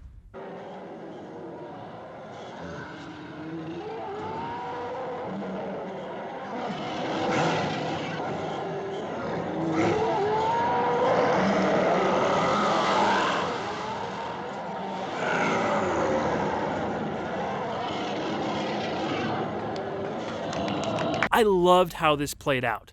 Only thing we didn't need was actually showing what was on the TV. Those sounds, left to the imagination, are much scarier than the dinosaurs shown fighting. This is really the only case of showing too much, as they keep most of the gory details Anthony creates off-screen. While Sheldon and the cast made this installment a classic, the script deserves plenty of credit too. Rod wrote the teleplay as his first to be produced for Season 3. It's based on a 1953 short story by Jerome Bixby. Some details are changed here and there, most notably the age of Anthony from 3 in the story to 6 in the episode, but most of it was left alone. You can't argue with the results. Shortly before his death, Serling was trying to adapt this story into a feature film. In 1974, he was interviewed by Marvel Comics where he described being on the 3rd draft of the script. It's too bad we never saw that film, but I'm not so sure it would have been better than the episode. It's commonly ranked among the best of the series and recognized as one of the best episodes in television history in a 1997 TV Guide issue. Although, in 1983, this story did get adapted for a segment in Twilight Zone the movie. It was directed by Joe Dante, featured a familiar face, and went bigger and more abstract with what Anthony created. I like it, but it just feels more 80s, which isn't a bad thing. In the 3rd Twilight Zone series that started in 2002, they made a sequel to this episode called It's Still a Good Life. It's centered around the same situation 40 years later and saw the return of Bill Mumy and Cloris Leachman in the same roles. Anthony has a daughter in that story, played by Mumy's real-life daughter, Liliana Mumy.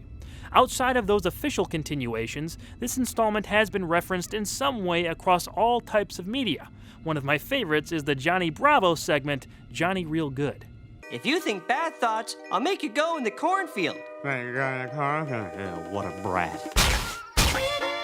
What the?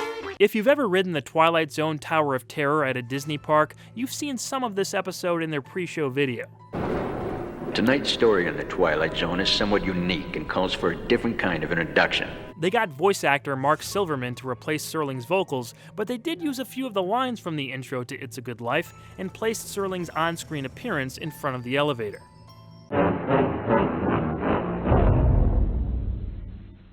At a birthday party for the local Dan Hollis, Anthony becomes angry as the birthday boy gets drunk and starts talking back to the kid. Dan tries to keep the boy's attention so someone would take a lamp or a bottle or something and end this! But no one is brave enough to attack Anthony, and Dan is turned into a grotesque human jack-in-the-box.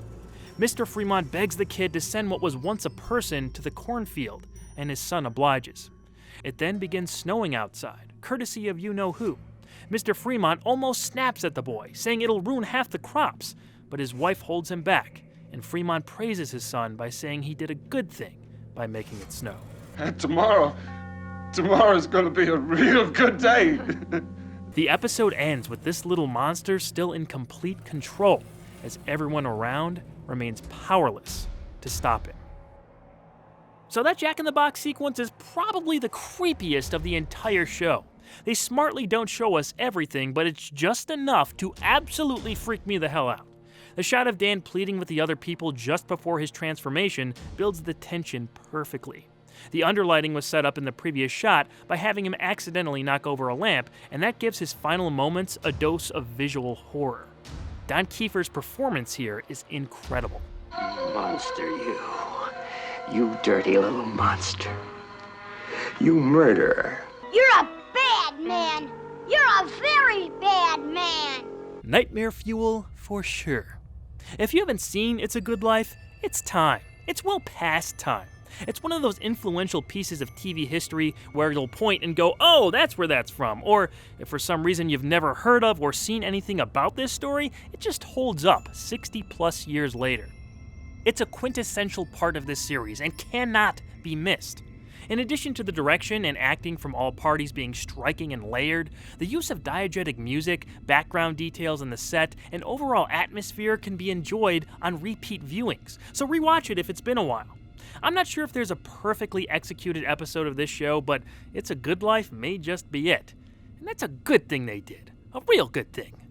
Just, make sure you keep it inside the Twilight Zone.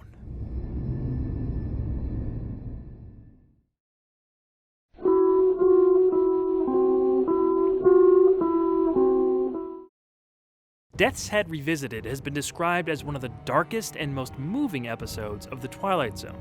It directly deals with the Holocaust and its implications in a powerful story of guilt, retribution, and true evil through crimes against humanity.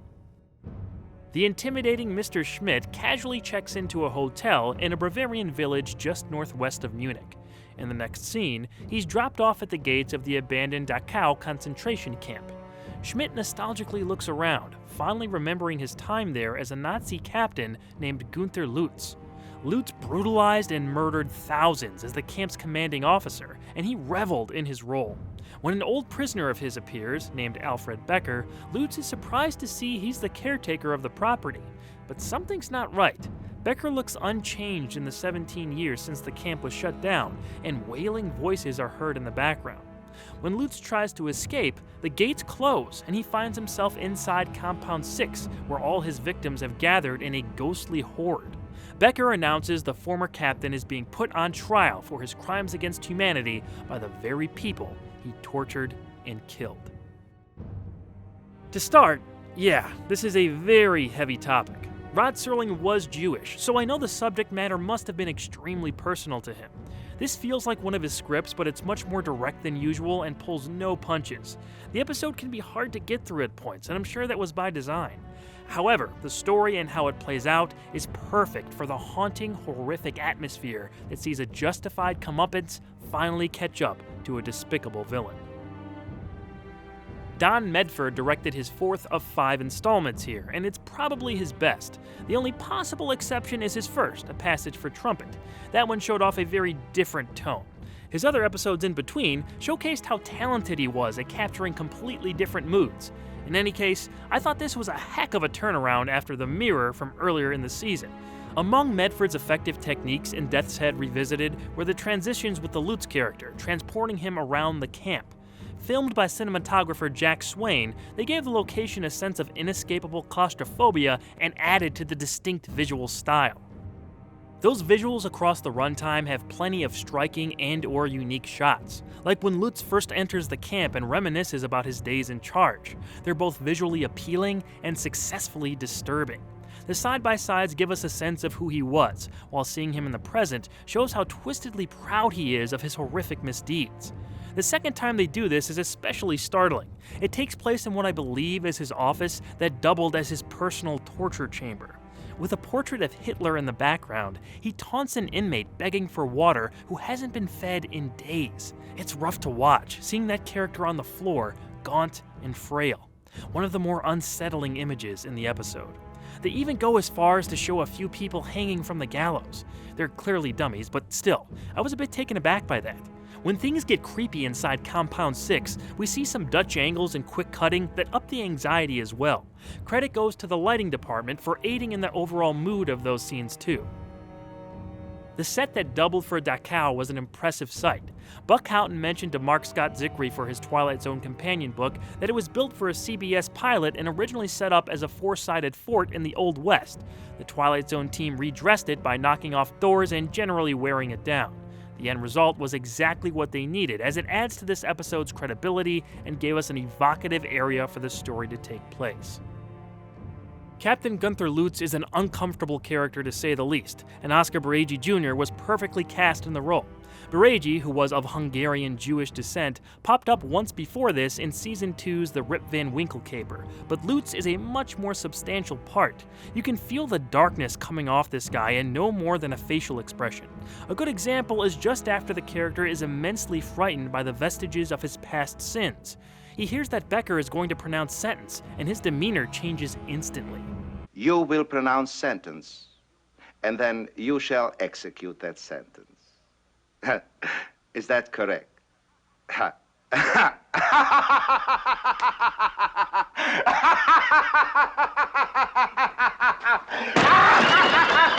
His smirk that turns into a full mocking smile and laughter was a great choice from Baregi. Lutz is screwed up and unhinged. You can see that darkness creeping back into the character, and all those moments combine for a stunning performance. Academy Award winner Joseph Schildkraut, also from a Jewish family, is the ideal opponent as Becker. His physical appearance more than suggests what's going on here, but they don't underscore his dialogue as a monotone ghost.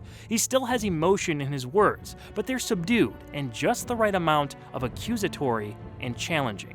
I was a soldier, Becker. No, Captain, you were a sadist. You were a monster who derived pleasure from giving pain. 10 million human beings were tortured to death in camps like this. Men, women, children, infants. Tired old men. And now you come back to your scenes of horror and you wonder that the misery that you planted has lived after you. Smartly, they throw in lines from Lutz essentially saying he was just following orders. This reflected some of the trials that had happened since the war, such as the early 60s Eichmann trial that brought former Nazi officials to justice. The Lutz character was also mentioned to have been hiding in South Africa for 17 years before coming back to his homeland and visiting the camp. So while this installment covered something that had happened over a decade and a half prior, it was also timely.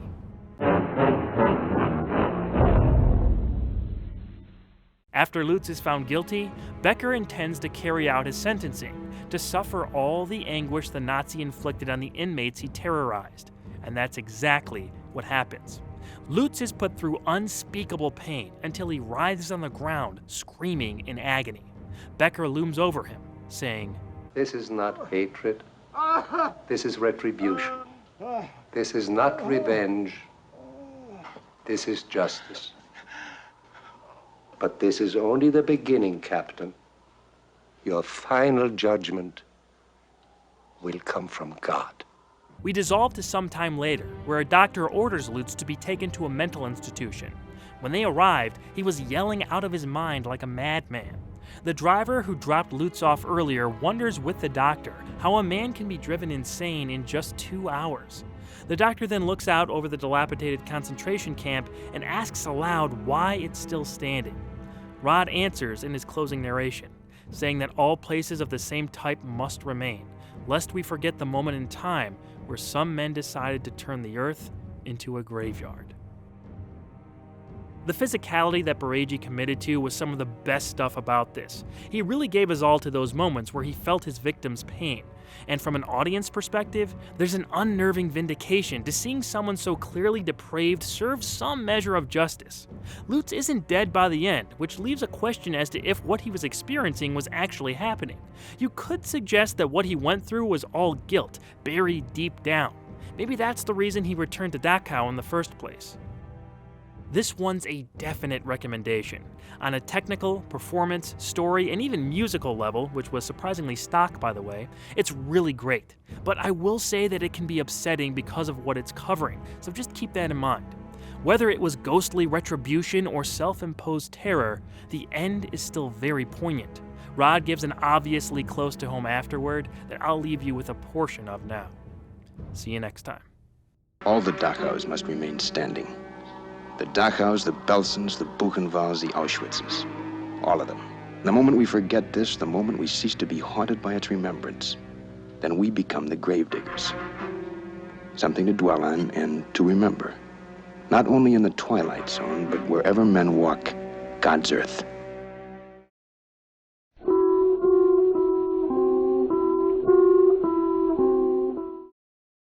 The Midnight Sun is reasonably well known to Twilight Zone fans. It features a very simple but massive in scope premise that effectively captured and maintained the viewer's attention across its 26 minutes. A pair of strong performances pull us through the end of the world.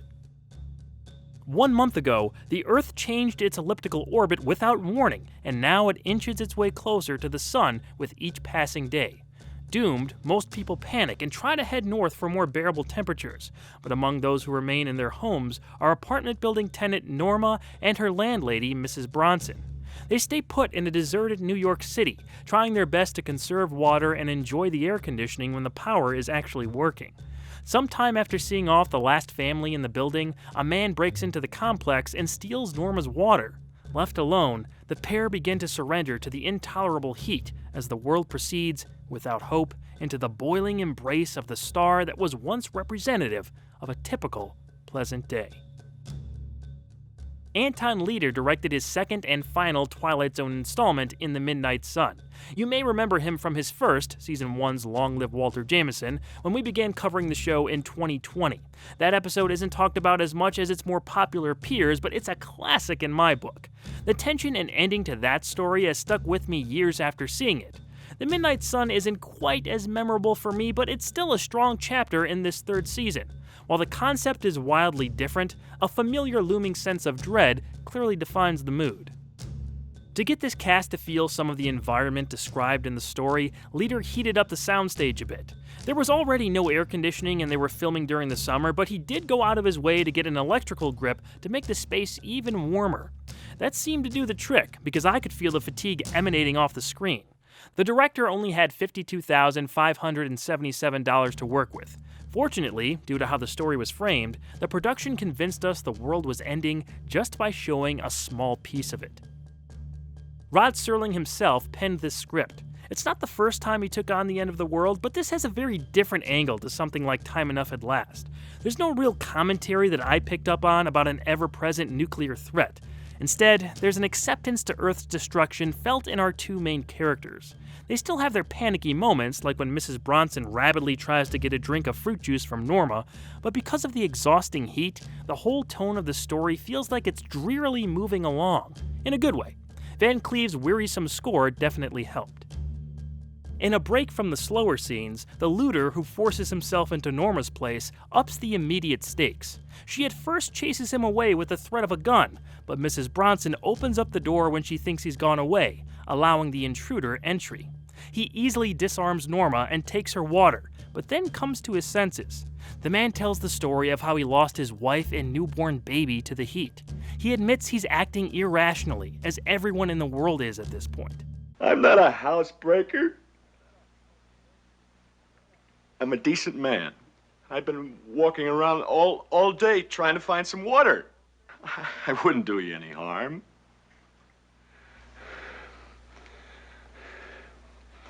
Please forgive me. It's a good scene. Actor Tom Reese believably represented the rest of the world, mostly decent people thrown into an impossible situation. Of course, Lois Nettleton and Betty Gard led the way in their performances. There's a calmness to Nettleton's Norma that came across well. I can't live off you like this, Norma. You need it for yourself. Mrs. Bronson, we're going to have to start living off each other from now on. Here's looking at you. Gard had already shown up in another Zone installment, The Odyssey of Flight 33, but had much more to do here. She does a great job of going just up to the brink of losing it before the Norma character pulls her back. Sorry. I'm acting just like an animal, aren't I?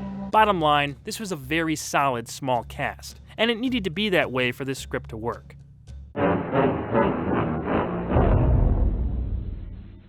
Mrs. Bronson starts to hallucinate before fainting and presumably dying of the extreme heat. Norma grieves her friend and looks around the apartment to see that her paintings have begun to melt and the thermometer in the window has burst. She screams and falls to the ground, the sun continuing to get closer and closer. We jump cut to that same apartment window, but snow falls outside of it. It's revealed that Norma has been sick and everything that came before was a fever dream. A doctor tends to her, then talks to Mrs. Bronson about the sad state the world is in. You see, Earth isn't moving toward the sun. It's moving away from it. Every day is colder than the one before, as the planet and all life within slowly freeze to death. Still in her fever, Norma mentions how nice it is that they have coolness and darkness, a statement that Mrs. Bronson unenthusiastically agrees with. This is a very Rod Serling-esque twist. Not to say that it was expected, but flipping the on-screen situation to the exact opposite fits right in for what the series is known for. I don't think The Midnight Sun has anything overly important to say, except maybe that society would fall immediately upon a doomsday scenario. This is more of an atmospheric, raw episode that focused on the small interactions of the few characters involved. The melting paintings were the standout visuals here, and they pull them off by painting with wax on a hot plate. They turn the hot plate on, and voila! They're very effective in the final scene of Norma's fever dream. It's unfortunate that our main character wakes up in another nightmare. She came off very likable, and it would have been nice to at least have seen Lois Nettleton in another TZ story, but That never happened, although she would re-team with Serling in an episode of Night Gallery. On a final technical note, Rod's ending narration sounds uncharacteristically tinny. The poles of fear, the extremes of how the Earth might conceivably be doomed. There are some sound issues across the restoration of the series where they reinserted old damaged elements to be more authentic to the original airings, but as far as I know, that wasn't the case in The Midnight Sun. What I do know for sure is that this installment was adapted into a graphic novel in 2008. Not one I would have expected, but it goes to show that this story had its fans. I'd recommend this episode. There's a lot to like. Throw it on during a hot summer afternoon or a cold winter evening. That might as well be one and the same in the Twilight Zone.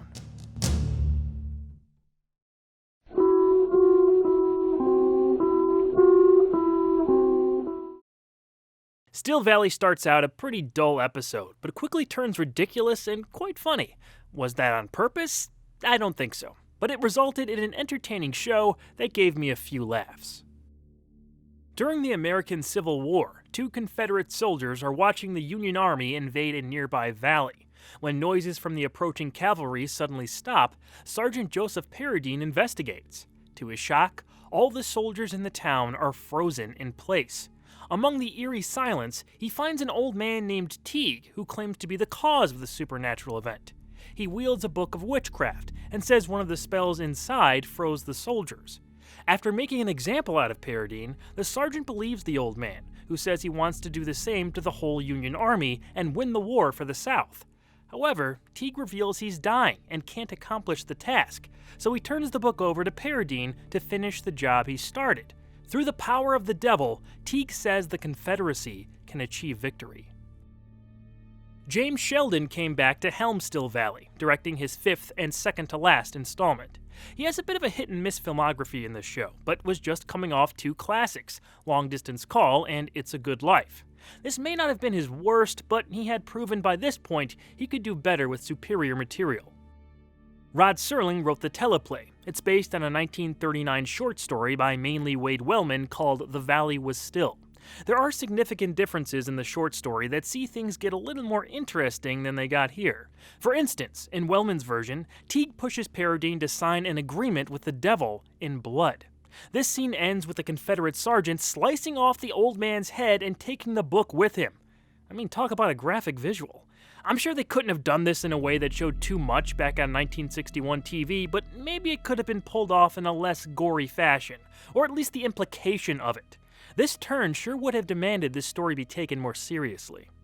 As is, the episode starts off very slowly and doesn't get interesting until halfway in. The sequence showing off the town of frozen soldiers is something we had seen done much better in installments like Elegy. It felt old hat at this point and didn't bring me into the story like I believe it should have. Although, once the old man shows up, everything gets a lot more entertaining. This here's what done it. This here book. I cracked up when I saw that. The timing is hilarious, the Willy Wonka font is hysterical, and this book of dark magic looks like a flimsy, poorly put together pamphlet. Usually the props in this show get the job done in some form. If the goal of this was to make me laugh, they nailed it. Teague is played by Vaughn Taylor. This was his second of 5 Zone appearances after his first in Season 1's Time Enough at Last. He's only 4 years older than Paradine's actor, Gary Merle, and the age makeup is less than convincing. I'm fairly certain he was supposed to come off at least a bit ominous in his words, but he just ended up sounding like a kooky old man. I'm a witch man, like my pappy afore me. Hypnotism. Hypnotism. This is conjure stuff. The devil. That's who you're in league with. The devil himself. That's who we'll have fighting on our side. The devil. The devil. The devil. Taylor doesn't do bad at playing a man decades his senior at the time, but he comes off more like a tired old prospector than a man of evil sorcery. The rest of the cast don't fit their roles very well. Gary Merle and most of the Confederates we see don't even try much of a southern accent. Are you drunk or something, Paradine? Now, there hasn't been a sound from down there all day. Lieutenant, you got every right to call me mad. But the reason you didn't hear them is they're all asleep. For some reason, whenever they cut to that shot of Paradine, he's out of focus. A rare technical miscue from behind the camera. They go back to this shot a lot in that scene, and Merle's always soft. I'm surprised there wasn't another usable take, or they didn't adjust that frame during shooting. Yet another strange quirk with this production.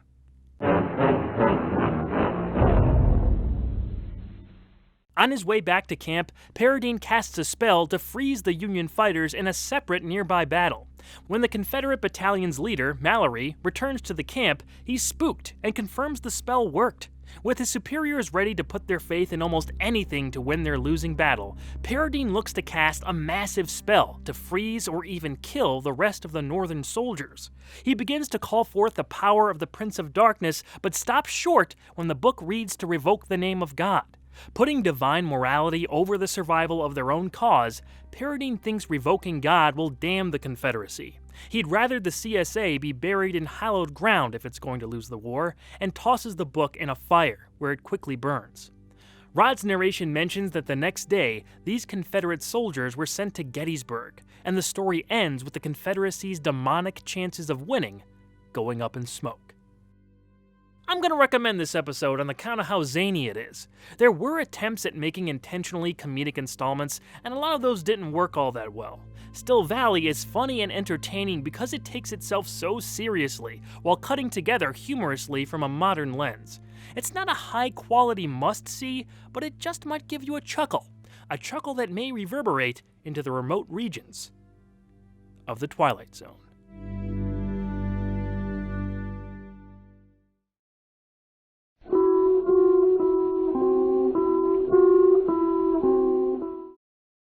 Charles Beaumont returned to the Twilight Zone with The Jungle. This one is all about suspense, tension, and quiet moments that turn deadly without warning. It's not as well known as some of his other scripts, but it's got a lot going on for it on multiple levels, and turned out as an atmospheric tour de force. Alan Richards and his wife Doris have just come back home from Africa.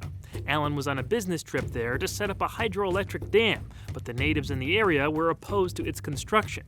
Doris was given several items by a local shaman to keep her and her husband safe from an apparent curse put upon them by the land. She forces Alan, through his objections, to take one of them with him to work. Upset by his wife's delusions, Alan goes to leave for the day and discovers a dead goat outside his door. Still, Mr. Richards dismisses any talk of voodoo as nonsense. When he accidentally leaves his protective amulet, a lion's tooth, behind at a closed bar that night, more strange things start happening. His car doesn't work, and he's left stranded on an eerily empty New York City street. Soon, sounds of the African jungle permeate his ears. These sounds accompany other odd noises and movements seen only out of the corner of his eye. He wanders the barren streets, trying to evade the imperceptible dangers, attempting to make it back home to his wife in their safe apartment. Beaumont originally wrote The Jungle as a short story that was published in 1954. Twilight Zone was interested in developing it into an episode, but the short story was actually set in Africa, and the production team couldn't pull it off on their budget. Beaumont pitched a few ways to alter the setting and ultimately went with New York City as the primary location. Thus, his first episode of Season 3 was finally set. William F. Claxton came back to the series for the first time since Season 1's The Last Flight. He directed this installment well, as the ambience and sense of anxiety dominate everything. There are a few sets used for different scenes, but the star attraction was MGM's city block backlot. As it has in other episodes, such as What You Need and One for the Angels, it looks fantastic. But this may even trump those other shows in looks because of just how much of the backlot they actually used. This very much felt like a fully realized urban area, as the Alan character traversed the streets, back alleys, church and business exteriors, and a whole separate park section. They even have him jump in a cab that's actually being driven on the streets on set. That went very far with me, since the effort was made not to use rear projection for the outside like they normally would. The audience is taken with this guy on his fight to get home, and the uncanny visuals are a huge part of that. I mean, there are some phenomenal shots here. Wind, moving shadows, creepy lighting, they all aid the wild sounds Alan is hearing to create the total package. John Denner was also a returning presence, leading the piece on screen. Last appearing way back in The Lonely, it was great to see him again. His reactions are pitch perfect as he's constantly trying to convince himself everything is okay, only to hear more strange noises on his way home. His delivery, as a man who thinks this curse is all hogwash, works great too. My wife carries a lion's tooth, the president of the company carries a rabbit's, but it's all the same thing. It's all the same rotten disease. One of my favorite scenes in the whole thing happens after Alan catches that ride from the cabbie. They stop at a light, but after it turns green, the cabbie doesn't move. The light's green.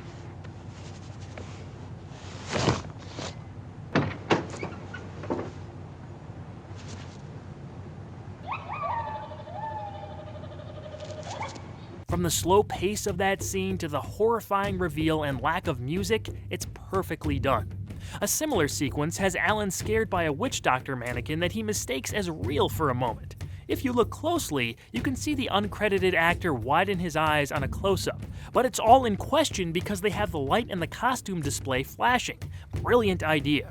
This is where a beggar shows up, and Alan offers $10 to have the man walk home with him. After hearing the sounds of the jungle again, Alan turns around to see the beggar has vanished. Great execution on that as well. They really hit this one out of the park from behind the camera.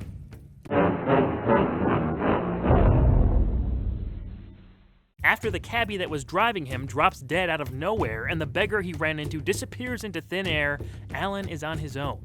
He tries to keep it cool, thinking all the sounds of the jungle are just in his head, but it gets to a point that starts driving him crazy. He finally makes it back to the apartment building and cowers in fear as the noises intensify. All of a sudden, they stop, leaving Mr. Richards with a sense of relief. He pours himself a calming beverage inside his room, but an animalistic growl sees he never takes a sip. Frightened, he opens his bedroom door to see a live lion on his bed. Doris lies dead next to it, as the beast hops off the mattress and jumps for Alan. Roaring and screaming can be heard off screen, ending this story on the Richards' dread made flesh.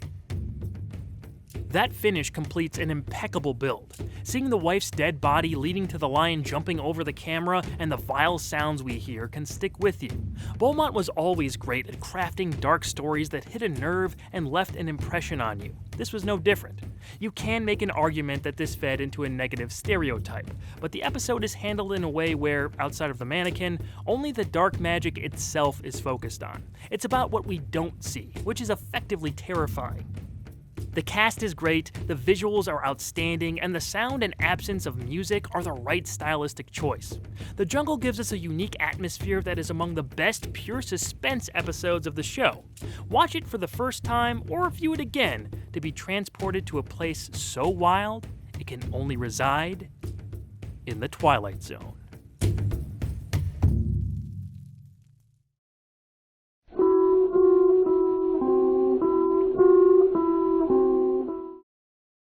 Once Upon a Time is a great time in more ways than one. It's a time travel story, it's a comedy that actually works on this show, and it stars Buster Keaton. Legendary wouldn't be a substantial enough word to cover the importance of Keaton's contributions to film in the silent era and beyond. A true star in his day, the appearance of this living icon on television in the early 1960s gave viewers of the time period a dose of nostalgia that had to have gone over well. The fact that he was in a Twilight Zone episode filled with classic gags and an intentional tribute to his era made for an absolutely delightful watch. Woodrow Mulligan is a grumpy, bumbling janitor working for a scientist in the year 1890. After an eventful morning, he gets to work where his boss, Professor Gilbert, has left out a newly minted successful creation, the time helmet. After setting it to what year you'd like to go, it brings you there for 30 minutes only. Tired of his own time period, Mulligan puts on the helmet and accidentally sets it to the early 1960s. It turns on, which startles the janitor, and he runs through the streets, making trouble for the local police officer until it fully ignites and sends Woodrow some 70 years into the future. After losing the helmet, he recovers it and sees that it's damaged. Luckily, he runs into an electronic scientist named Rollo, who he explains his situation to. Rollo believes his story, and together they go to a repair shop to get the helmet fixed before the 30 minutes are up and Mulligan is stranded in the 1960s. In Richard Matheson's first script of the season, he thought it'd be a great idea to somehow get Buster Keaton into the show.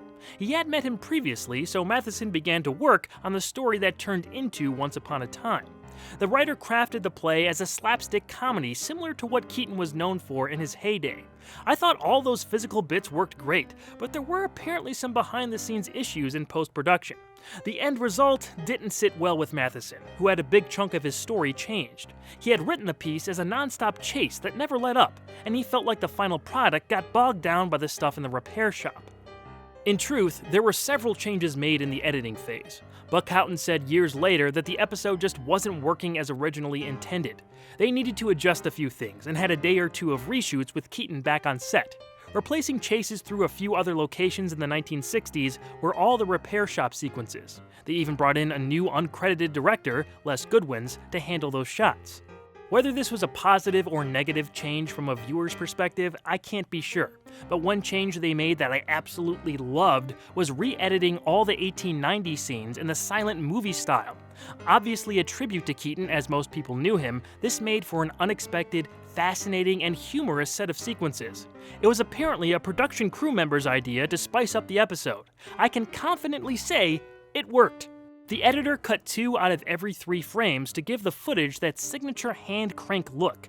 They even scraped the film on the editing room floor to give the scenes authentic scratches. That's dedication. The addition of intertitles to replace the audible dialogue and silent film era piano music by William Lava and Ray Turner completed the transformation, and I think the piece is better for it. Credited director Norman Z. MacLeod was a mainstay in 1930s comedies. In the early 60s, he was semi-retired and only worked on something when an interesting opportunity presented itself. Well, working with the one and only Buster Keaton must have sounded exciting because it got MacLeod on board. Having a bona fide comedy director from around Keaton's primetime period was just another detail showing how far the production team was willing to go to give this episode an appropriate feel. The time travel element in Once Upon a Time was pretty fun. The different sets used successfully recreated 2 separate eras, and the gags in 1890 and 1960 both worked for similar and disparate reasons. The bits in the past with that ridiculous-looking helmet and Keaton running around without his pants on were classic buffoonery. In the present, the comedy is more fish out of water, but just as entertaining. There's a really dynamic chase that ensues when a kid steals Mulligan's helmet. The camera movement, amount of extras, and Keaton's signature stylings made this unlike most things we had seen on the Twilight Zone. When Mulligan eventually runs into Rollo after this, I got some Doc Brown vibes. By George, I believe you, sir! I believe you, you are from 1890! I finally invent something that works! Keaton's physical comedy is of course the standout among the performances. Everyone else is alright. Stanley Adams as Rollo has some funny bits as the erratic scientist, and his chemistry with Keaton works just enough on screen. Jesse White as the aloof repairman is a staple archetype of these kinds of comedies, even if the sequence in his shop has a few too many repeated gags. It's no secret who the people came to see here though, and on that level, this installment delivered.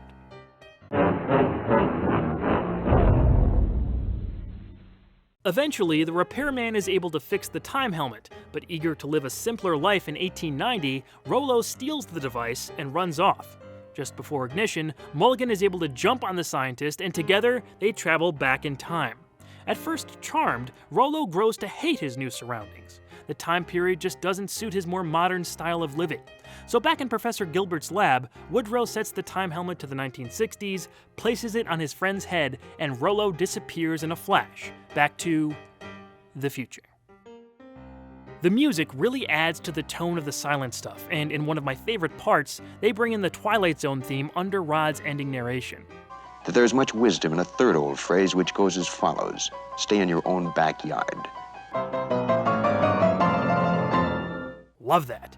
In summation, the pacing, shooting style, silent sequences, and Buster Keaton himself make Once Upon a Time more than worth watching. It's a comedy written by Richard Matheson that may have had its issues throughout production, but nevertheless accomplishes what it set out to do. From my perspective, it's a funny comedy with plenty of bits that easily had me laughing. This is indeed a one-of-a-kind episode that I'm categorizing as necessary viewing. Check it out, and you know what? While you're at it, give The General a watch to see one of Keaton's most impressive works. Just go ahead and relax, put on one of those helmets, set it to the 5th dimension, and spend some time in the Twilight Zone.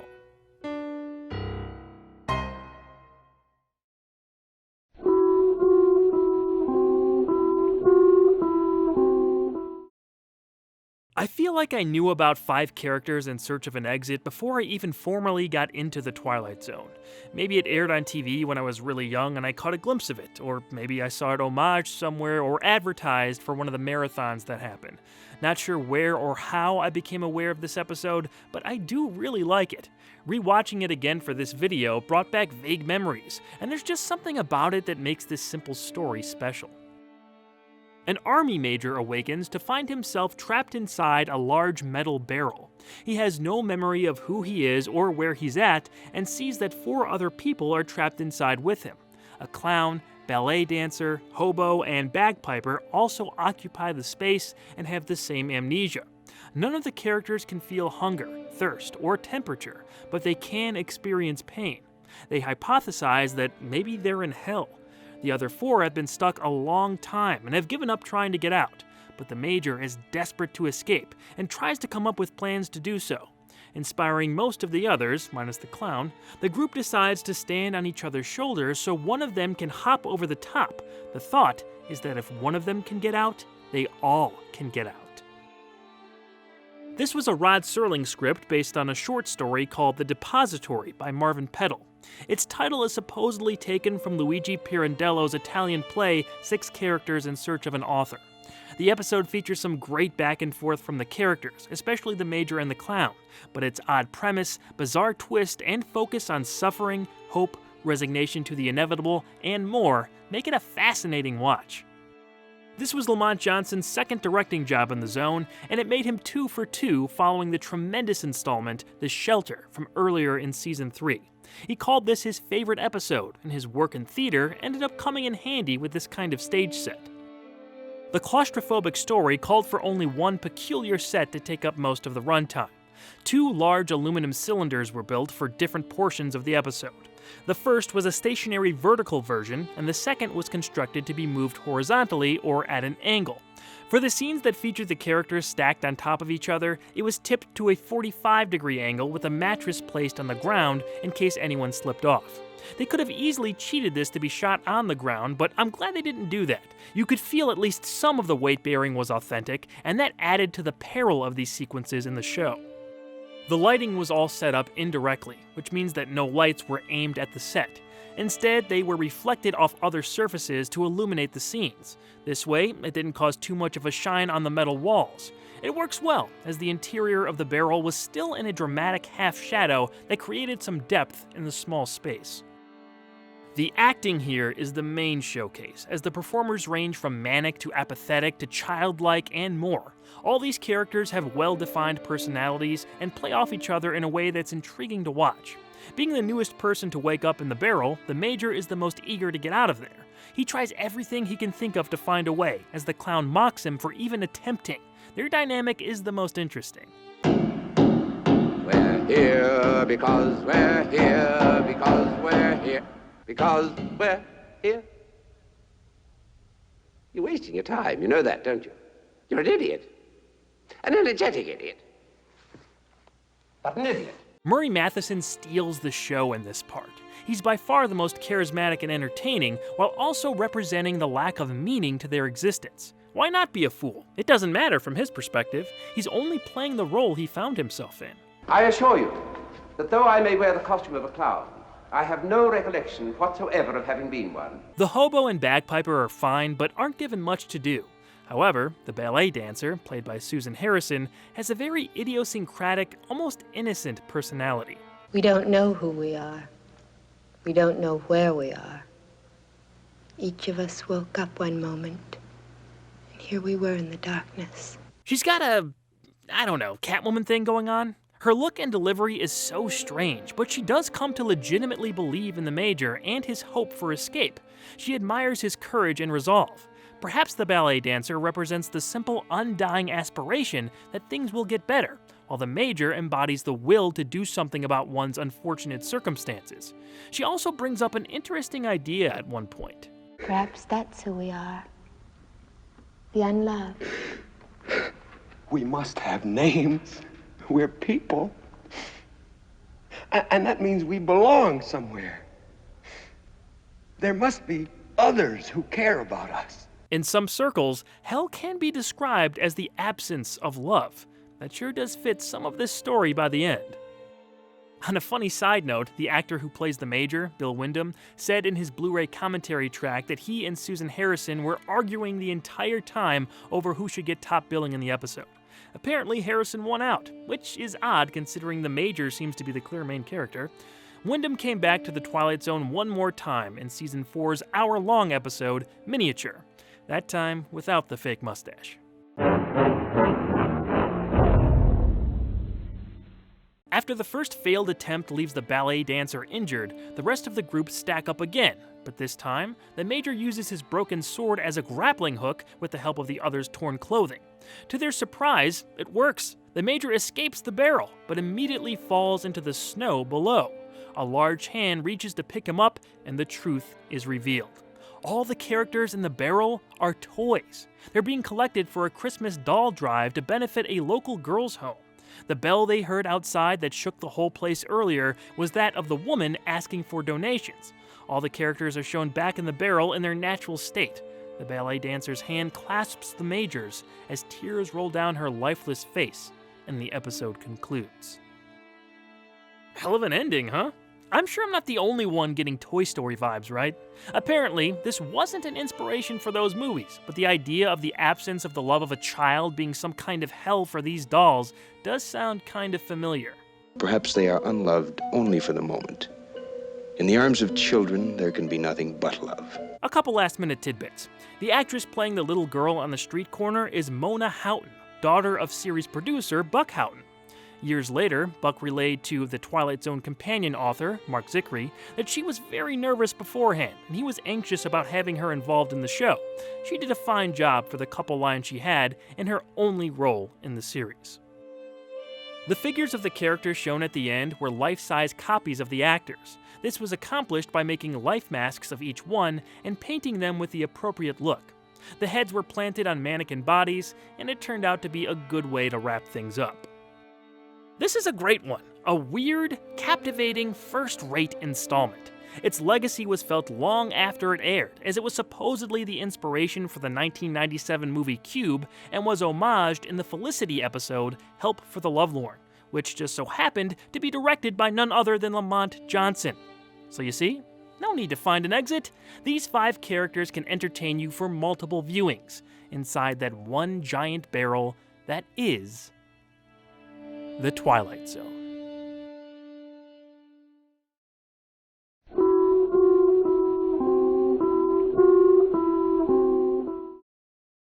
A Quality of Mercy is another anti-war, wartime story for this show.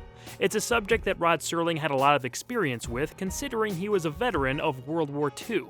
We see some familiar and recognizable faces show up here in a pretty straightforward script with a clear moral. However, there's a pretty big aspect to the episode that, let's just say it doesn't hold up well. In the Philippines on August 6, 1945, a worn-down U.S. platoon has cornered a group of heavily wounded Japanese soldiers into a cave. When the young Lieutenant Cattell shows up, he seems eager to order the troops to enter the cave and wipe out the enemy. Sergeant Casarano and the rest of the weary Americans, though, aren't too keen on engaging in another battle that is ultimately pointless to the outcome of the war and will end in needless deaths on both sides. Cattell admonishes them and is adamant that they attack, appearing as if he has something to prove. As they prepare for the assault, the lieutenant drops his binoculars. When they're picked up and handed back to him, he sees that he's now with Japanese soldiers, and they've got a group of U.S. troops pinned down in a cave. It's May of 1942, and Cattell is now referred to as Lieutenant Yamuri. Confused and disoriented, Yamuri is ordered by his superior to help attack the cave and wipe out the beaten-down Americans, no matter the cost. Let's just get this out of the way first. They made up eventual Golden Globe winner Dean Stockwell to look like a Japanese man for that sequence of the show, and it's a bad look. Back in 1961, I'm sure not a lot of people were surprised by this. It was the same year of Mickey Rooney's appearance as Mr. Yunioshi in Breakfast at Tiffany's, after all. Now that's much, much worse than this. That was playing into stereotypes for comedy. Cattell's transformation into Yamuri at the very least has noble intentions. I'm not saying the performance and makeup aren't offensive. I mean... I ask you a question. Where are we? Americans. 20 or 30 Americans. They are wounded in their cell. Perhaps. Perhaps what? Perhaps we can let them surrender. Will it shorten the war by a week, by a day, by an hour? But Serling's script, based on an idea by Sam Rolfe, is a morality tale about having empathy for other people, specifically enemies within war. Considering how the Japanese were demonized during and after World War II, this seemed to me like a very progressive statement in the early 1960s. It was just handled the wrong way on screen. It would have helped the episode immensely if they had just cast a Japanese actor to play Yamuri. It wouldn't have been difficult to let the audience know that it's actually the Cattell character underneath. Show him in a reflection or give him some inner thoughts in Stockwell's voice or something. There were easy ways around that issue. This may have aged poorly, but even at the time, a better job could have been done, and it's a bit of a black eye on a series that had strong morals at the center of a good portion of its stories. This wouldn't be the last time a controversial episode involving Japanese race relations in the United States would take center stage. Just wait until we talk about The Encounter from Season 5. This was director Buzz Kulik's 7th episode, and it's a major come down from how great his previous one, A Game of Pool, was. In fact, it was likely his worst show up to this point. And let me be clear, while the yellow face is a major mark against this installment, if you took that out of the equation, this was ultimately a pretty dull, even redundant at times, war story. There's nothing special about the characters or cinematography outside of a few weird push-ins and extreme close-ups. The writing, while well-intentioned, isn't great, and the acting, while decent from the returning Albert Salmi, isn't anything special. But hey, a pre-Star Trek Leonard Nimoy was in here for a few lines, so that's a cool tidbit. They say that's their limit. In addition to Albert Salmi coming back from his more significant turn in Execution, Jerry Fujikawa would also show up in a more memorable episode, To Serve Man, which we'll talk about later this month. Yamuri argues that the Americans are wounded and not a threat, hoping to convince his superior to bypass them. In a speech similar to the one Cattell gave Causarano, the captain is determined to kill his nation's enemies. He pushes past Yamuri to lead the charge, and after a moment of sulking, the lieutenant bends down to pick up his broken binoculars. Suddenly, he's back with the US troops in 1945 and is seen as Cattell once again. Before he can explain what happened, the platoon gets a call to evacuate their position. The US just dropped the atomic bomb on Hiroshima, and they think it'll end the war in a couple days. Having learned his lesson, Cattell hopes to never be put in that position again, as his bloodlust is quelled and replaced with compassion for his enemy. Again, it's a virtuous enlightenment that the main character ends on, and having served in the Philippines during the Second World War, I'm sure Rod Serling felt a strong connection to this material. It's just not a very compelling episode. If you're looking for more substantial wartime stories, check out The Purple Testament or something with a heavier Twilight Zone flavor like Judgment Night. Bottom line, there's more than one reason to skip this episode.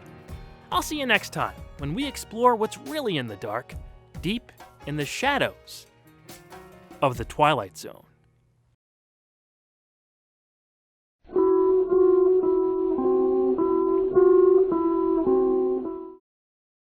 Nothing in the Dark is among the more soft-spoken, pensive episodes of the series.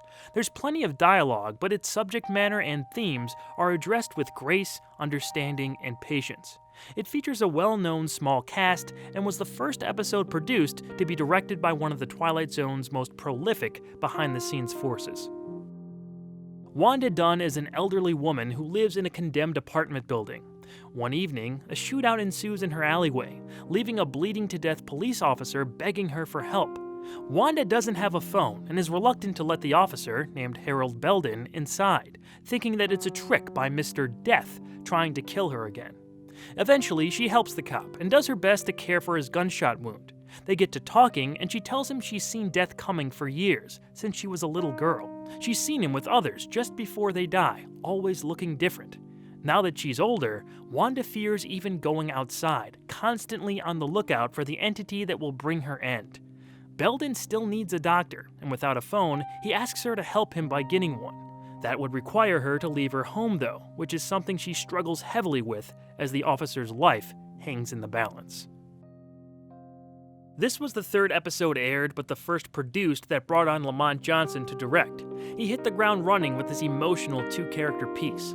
There's only one set, and the focus is all on the performances, which Johnson always liked since he was also an actor himself. He was able to convince the powers that be to bring in distinguished actress Gladys Cooper to play Wanda. Johnson worked with Cooper in theater prior to this production, so the trust between director and performer was already established. From there, Johnson remembered seeing a young Robert Redford in a small part on CBS's Playhouse 90. The 1960 episode was called In the Presence of Mine Enemies and was written by Rod Serling.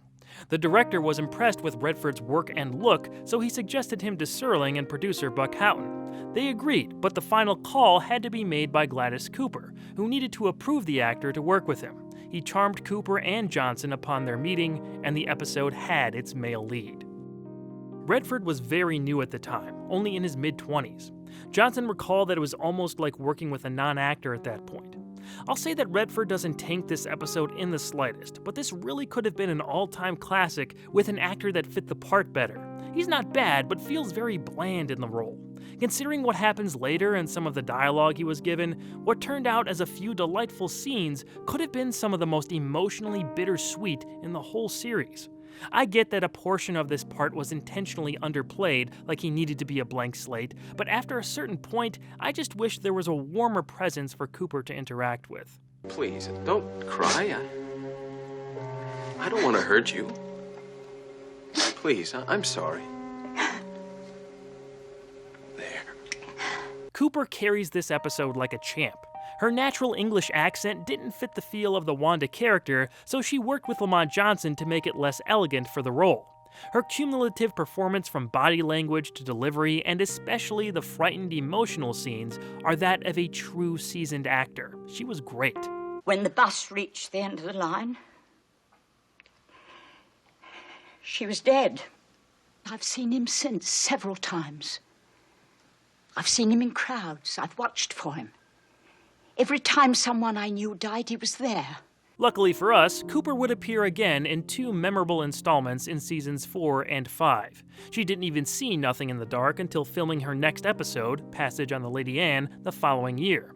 One of the crew members ran it for her, and she was reportedly very moved, but disassociated from her acting. It was apparently like she was watching someone else on screen, which matched up with how she acted on set, always referring to her character in the third person when referencing what she was going to do in any particular scene. In a short third role, R.G. Armstrong played a contractor tasked with getting done out of the condemned apartment and tearing it down. He gives a subtle but effective speech about letting go and the natural order of things. The themes of this story are summed up in his dialogue. It's the way things are. A big tree falls and new ones grow right out of the same ground. Old animals die and young ones take their places. Even people step aside when it's time. I won't. George Clayton Johnson wrote his 5th episode to air here and recalled loving everything about how it turned out. He was even on set for the filming and had previously known Robert Redford. In his supplemental content on the Blu-ray set, the scribe said he specifically remembered the circumstances around writing this episode. He was apparently stuck at one point, and a conversation with pal Charles Beaumont resulted in George cracking the rest of the story. Johnson also mentioned that he was able to keep one of the plates mounted above the Belden character's bed as a memento. The initial inspiration for the script was a Ray Bradbury tale called Death and the Maiden. This story's main idea is similar, but changes enough about it to feel original.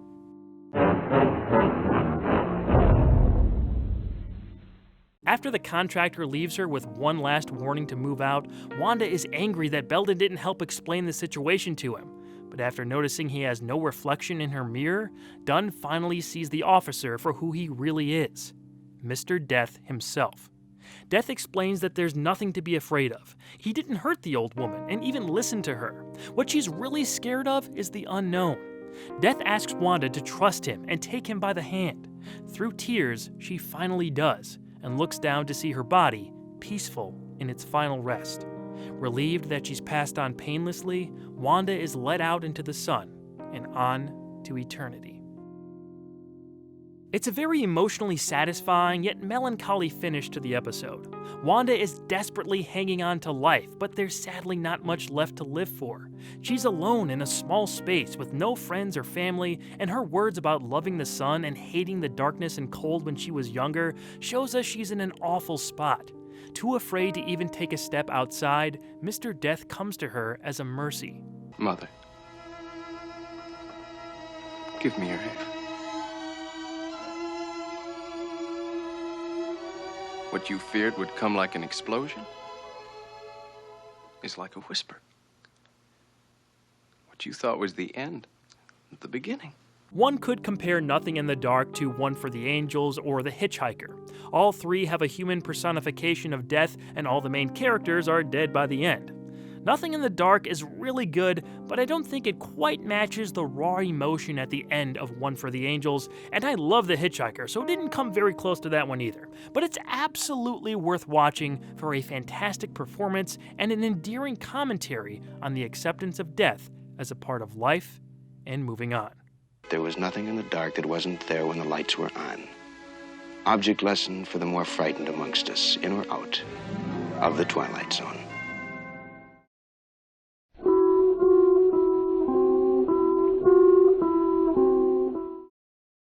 One More Pallbearer is written by Rod Serling, but I wouldn't have guessed it if I didn't read the credits. Besides a few familiar elements, it feels like a departure from his writing style in more ways than one, mostly in the character department. Lamont Johnson was behind the camera directing once again, and it wasn't the only time he helmed a story in this type of setting. The small cast of this story featured one particular standout that may be familiar to fans of a certain secret agent. Millionaire Paul Radin is setting up a twisted ruse that involves faking a nuclear disaster. His plan is to forcibly invite 3 of his past authority figures to his shelter and trick them into begging for their lives. High school teacher Mrs. Langsford, Army Superior Colonel Hawthorne, and Old Reverend Hughes are brought to his underground bunker. Radin individually reminds them how they each tried to ruin his life at different points years ago. Hawthorne court-martialed him in the Army, Langsford humiliated him in school, and Hughes destroyed his reputation early on. Upon these reminders, the trio fire back with why they took the disciplinary actions they did. For Colonel Hawthorne, Radin refused an order that cost his company hundreds of lives. For Mrs. Langsford, she caught him cheating and trying to pass it off on another student. And for Hughes, the Reverend went public with a story that exposed how Radin drove a young girl to suicide. When they try to leave, their captor plays a false nuclear attack warning over the loudspeakers and tells them they could either grovel for his forgiveness and stay in the bunker, or refuse and go up to the surface to die with the rest of humanity. This felt like an offbeat episode of the show. It's not like it's terrible or among the worst of the series, but there's an unfamiliar atmosphere surrounding it that doesn't feel much like the Twilight Zone. What's weird is that Rod Serling wrote it, Lamont Johnson directed it. They didn't get some new writer and/or director to handle this one. Parts of this story we had seen Serling use in other installments. The underground bunker, threat of nuclear war, and a few particular shots at the end are reminiscent of Rod's work. Hell, Johnson even directed The Shelter from earlier in the season that had a very similar setting and looming danger. But how the characters speak and interact with each other is what throws me off, considering that they share the bulk of the episode talking. The lead actor playing Paul Radin for One More Pallbearer is Joseph Wiseman. It didn't take me long to recognize this guy as film's original Bond villain, that being the titular character in 1962's Dr. No. Indeed, that film hit theaters in the UK the same year this episode first premiered on CBS. US audiences were introduced to the antagonist the following year, so this was a big time period for the actor. I can say that he definitely gives off Bond villain vibes in his only role on the Twilight Zone. The character sure seems set up that way. His delivery is so distinct, it's hard not to think of his part in the 007 franchise. I keep abreast of the times and usually well ahead of them. I know things that are going to happen. I pay for the service. The world is coming to an end this evening, ladies and gentlemen. In an uncredited smaller role, Joseph Ellick made his final Zone appearance after his memorable one in The Obsolete Man. You did all this to fool 3 of your friends? They must be kind of special friends. Everyone else is pretty solid. Of the main 4, Catherine Squire is the only actor to show up in another installment, and she gets the most lines of the 3 authority figures here. Her commentary towards Radin is also the most biting. Mr. Radin, I've dealt with frightened and desperate children all my life. Neither sympathy nor compassion can be handed out wholesale like cheap bubble gum. The recipient must be worthy of them, and you never were.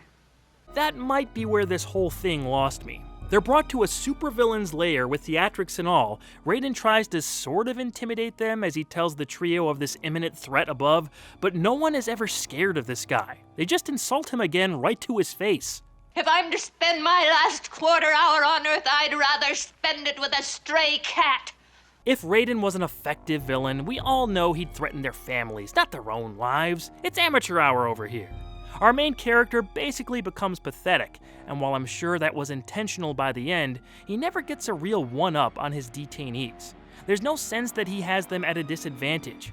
You kind of feel sorry for him just before the credits roll, but not enough to warrant what felt like a waste leading up to the twists. In no uncertain terms, all three authority figures say they'd rather die with their families than stay alive in any space that contains Raiden. They enter the elevator and ascend to their assumed fate, Raiden protesting all the way. His great plan of revenge failed, the millionaire begins to hear actual attack sirens in his bunker and watches the entire city destroyed on his screen. He rushes up to the surface to see that a nuclear strike had indeed happened. It's wreckage as far as the eye can see. Shocked, Raiden starts to break down. We then dissolve to the normal, untouched exterior of his building, where the once pompous man has gone mad, imagining a nuclear attack had actually taken place. A police officer tends to the mentally broken Raiden as he raves about being the only person left, and the story comes to a close.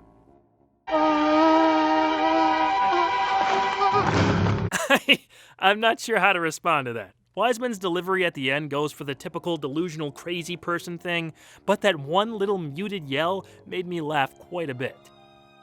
Rod's appearance as the narrator was cool, and I don't know what else to say about this. Nothing supernatural or strange actually happens. That's not always a bad thing, but it's a double twist with no substance.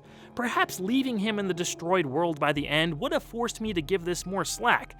Regardless, it's just an odd little episode. Maybe it creates some sympathy for its villain, but not in the way I believe was intended. It's got a performance from Joseph Wiseman that might be worth a look, especially if you're a big James Bond fan. However, I'd still recommend skipping this one and turning your focus to better offerings. Leave Mr. Raiden buried in his own thoughts of self-destruction, for he lies deep in a lonely, dark corner of the Twilight Zone.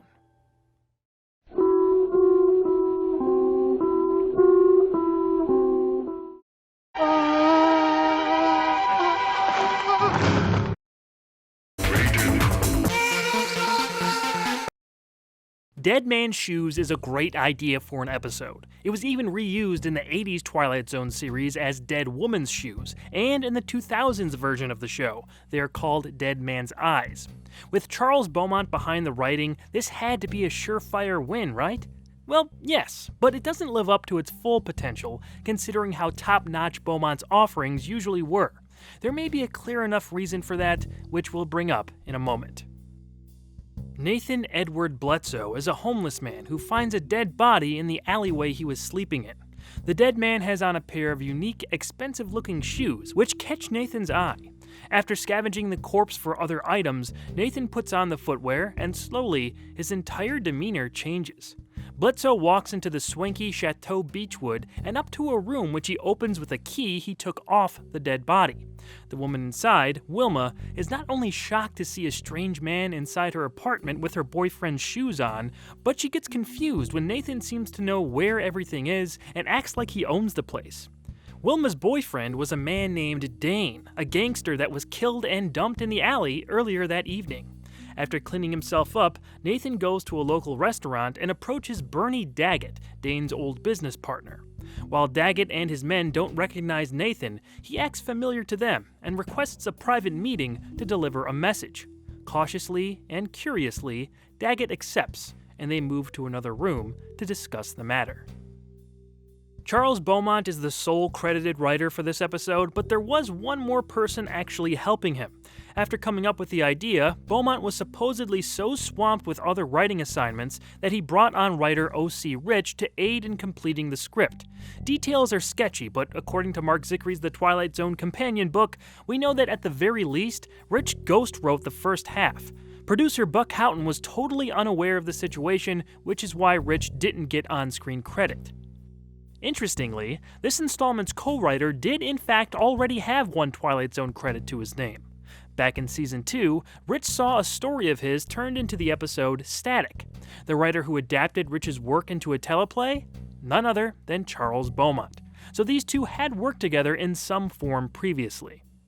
Having two different visions for this story may explain why Dead Man's Shoes isn't as distinctively creative, edgy, dark, or hard-hitting as some of the work Beaumont was known for, like Perchance to Dream, Long Live Walter Jameson, The Howling Man, or Shadowplay.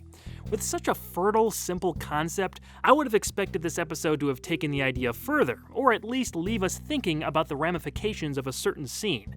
As is, it's still a good show. I very much enjoyed it, and there's a lot to like about it. But when you find out Beaumont wasn't the only voice behind the teleplay, it kind of makes sense. In the director's chair, adding to the visuals and overall on-screen feel, was Montgomery Pittman. As stated in previous reviews, Pittman was known for writing the episodes he directed. This was the fourth of the 5 installments he was the director for, and the final of the 2 that he didn't write himself.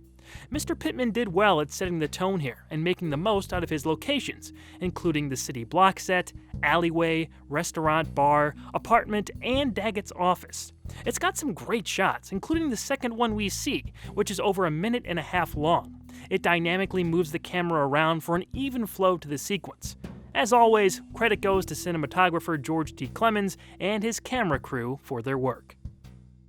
The best thing about the finished product is Warren Stevens' dual performance. All the other actors surrounding him do their part and turn in serviceable to very good performances, but Stevens excels at both his personas. First, the down-on-his-luck Nathan, who goes from desperate and tired to more confident and poised in a matter of minutes after putting on Dane's shoes. That change is at first gradual, but there is a moment in the apartment scene where he takes off the footwear before putting them back on. He snaps in and out of the Dane personality rather quickly there.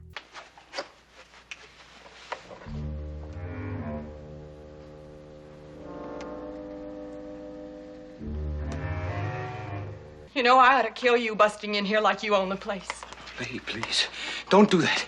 Please don't do that. Please don't do that. It's believably done, and when he snaps back to Dane, he doesn't even need to utter a word.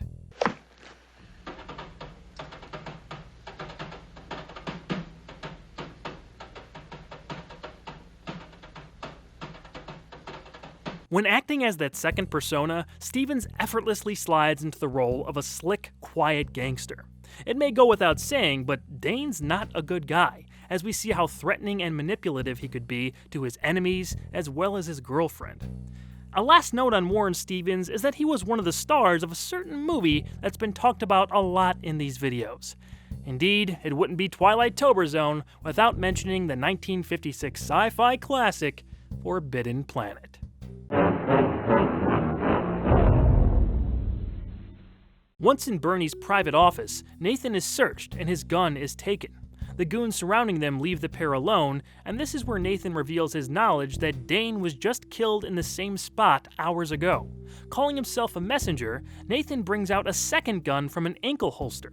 When a henchman pops out from behind a hidden wall, Nathan shoots him, then asks Daggett if he thought that trick would work twice. Before he can complete the job, Bledsoe is shot in the chest by another hidden henchman, this time from behind a bookcase. As he lay dying, Nathan, as Dane, says that he'll be back. And I'll keep coming back. Again and again. And I'll get you.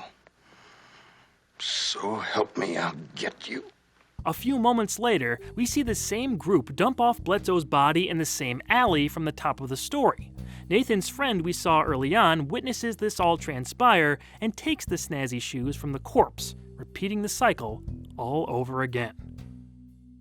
Despite it not reaching the mind-bending depths of Beaumont's better stories, Dead Man's Shoes is a pretty good episode. I'd definitely recommend it for the attractive concept, visuals, and performances.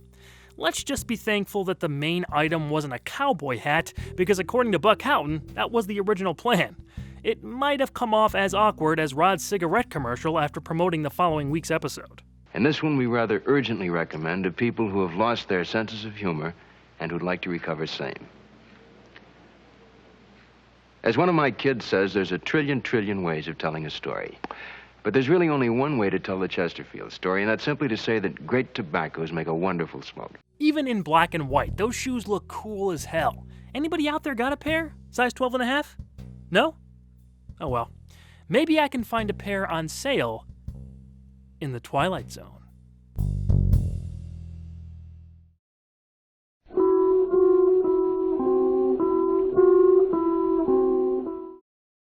The Hunt is a substantial change of pace for the Twilight Zone, and in my opinion, it was a good one. We see everything from the setting, characters, and tone shift to something more lighthearted and even hopeful. I'm not saying that this show was always devoid of those things, but it became rare to see an installment that was this unabashedly sincere. This was all thanks to a new writer on the series that would put his signature stamp on the show going forward. Hyder Simpson lives with his wife Rachel and loyal dog Rip in a cabin located within a lush rural area. Ignoring his spouse's interpretations of unnatural warnings she's perceived, Hyder takes Rip out hunting that evening. Things go south when Rip chases a raccoon into a pond and doesn't immediately pop up. Worried, Hyder dives in after his hound, but soon enough, the water goes calm, and the raccoon pops up out of the pond unharmed. The next day, Hyder and Rip wake up beside the water and head back home. When he reaches his property, Simpson sees a pair of young men digging a grave and burying a dog. They don't respond to his words, which he chalks up to them grieving the pooch, so he paces back to the cabin, where he sees his wife dressed all in black, crying. The local reverend and a few family friends confirm that Hyder and Rip are dead. This is the day of Simpson's funeral. Incredulous, Hyder follows the procession up to the gravesite, but is stopped by a fence he's never seen before. He takes Rip along as he follows the barrier to a gate, where a man checks him in. The gatekeeper says Hyder has reached heaven, but when Simpson tries to enter with Rip, he's told that dogs aren't allowed inside. There is a place for hounds up the road. However, Simpson can't attain his eternal reward with his beloved friend in tow. The Hunt was written by Earl Hamner Jr. He had a version of this story cooking for years, and in a lot of cases, those can make for very good final products because of the passion behind them, as I think was the case here. He'd go on to write 7 more episodes, including Jess Bell and You Drive, while joining the likes of Richard Matheson, George Clayton Johnson, and Charles Beaumont as one of Rod Serling's go-to scribes. Hamner actually met Serling in the 1940s and sent him a few Twilight Zone ideas following the show taking off. After Rod responded that he'd bring the concepts up to the other decision-makers at the show, producer Buck Houghton called Hamner back to say that they were interested in developing 2 of his ideas into episodes. This was the first. Hamner's popular work didn't stop with the Twilight Zone. He continued on after this to create The Waltons for CBS and had many more writing and producing credits before his death in 2016. He said in the audio commentary for The Hunt that growing up in Virginia made him want to see people from the American South represented better than uneducated hillbillies. The Waltons certainly saw that representation, but years before that on The Twilight Zone, even though there were still some stereotypical aspects involved, this installment showed signs of a deeper, more authentic take on that culture. The Hyder and Rachel characters were admitted to be early versions of what the grandparents on The Waltons turned into. Their brief scene together is very sweet, and you can feel both's pain after he's passed on. The age makeup on Jeanette Nolan is a tiny bit distracting, though it doesn't take away from her time on screen. Nolan would come back for another Hamner-written episode the following year, Jess Bell. It's a bit disappointing that the writer didn't completely love how this installment turned out. While he was delighted and surprised the episode was made, he specifically had an issue with actor Arthur Honeycutt's portrayal of Hyder Simpson. He was quoted in Mark Zickry's The Twilight Zone companion book as saying, quote, "The actor played the role of the old man much too seriously. He should have had fun with the role rather than treating it so literally. It required kind of a homespun, tongue-in-cheek approach. Let's relax. This is a romp," end quote. While I understand the criticism from the guy who created the character, I personally found Honeycutt's acting quite endearing. It was a nice break from the show's more cynically written protagonists. I'm not saying it's some Emmy-worthy performance, but I saw sincerity break through, and it was an enjoyable time following him into a more innocent story of the afterlife. Well, any place that's too high for looting for Rip is too fancy for me. Did I mention that if you're a dog person, you're going to love this episode? If it wasn't obvious, a large portion of this tale is a love story between man and man's best friend. And I have to say, the dog they got to play Rip is one adorable pup. There's a tangible chemistry between these two that makes the atmosphere even more likable. I'd be remiss if I didn't bring up one-time TZ director Harold D. Schuster. This was one of the last pieces he helmed after a near 30-year career in the industry. There's nothing that stands out too much about his directing here, but that may have worked to the show's benefit. It came off as a more leisurely paced episode, and the visuals and character interactions effectively showcased that. It's too bad we didn't get to see what he could have done with another installment. I could see this style working for a few other stories that came down the road.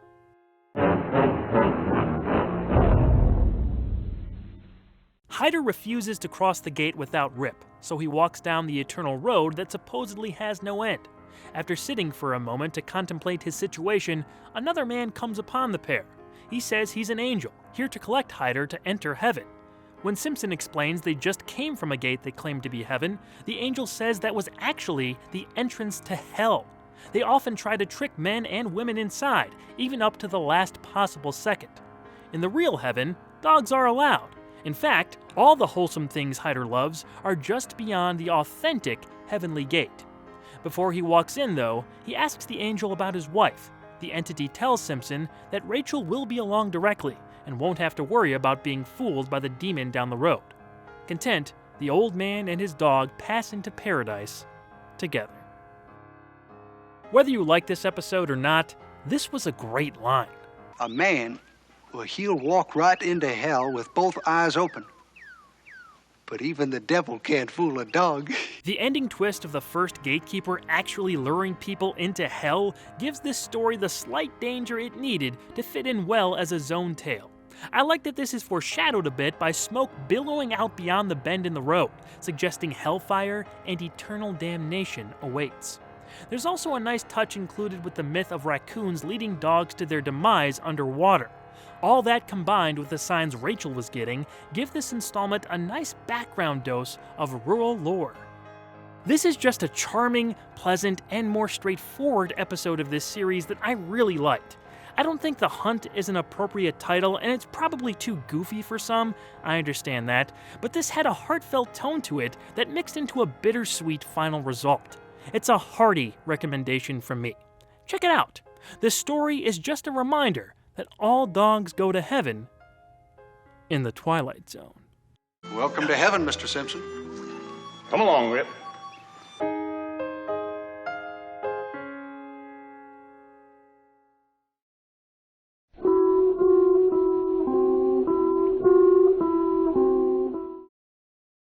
Showdown with Rance McGrew has what could be a fun and interesting idea behind it.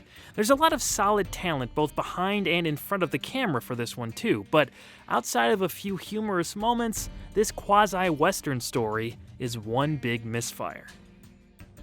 Actor Rance McGrew once again shows up late to the set of his self-titled mega-popular Old West-style television series. After giving his cast and crew yet another hard time throughout the shoot, he's suddenly transported to a more realistic version of the location he frequents on his TV show every week. There, the real Jesse James, who Rance was just misrepresenting on set, shows up to warn McGrew he and his friends from the Old West are tired of being made fools of by an exaggerated fictional character. James challenges the actor to a real shootout, which Rance repeatedly tries to get out of. But this is one situation he can't call in a stuntman for, as Jesse is determined to prove McGrew a fraud. When you see who was involved with this episode, one would think it had a pretty solid shot at being good. Christian Nibby had a noteworthy career as the credited director of the original 1951 version of The Thing from Another World, as well as numerous TV jobs, including Western series like Gunsmoke and Rawhide. He was also an Academy Award-nominated editor on titles like Red River and The Big Sleep.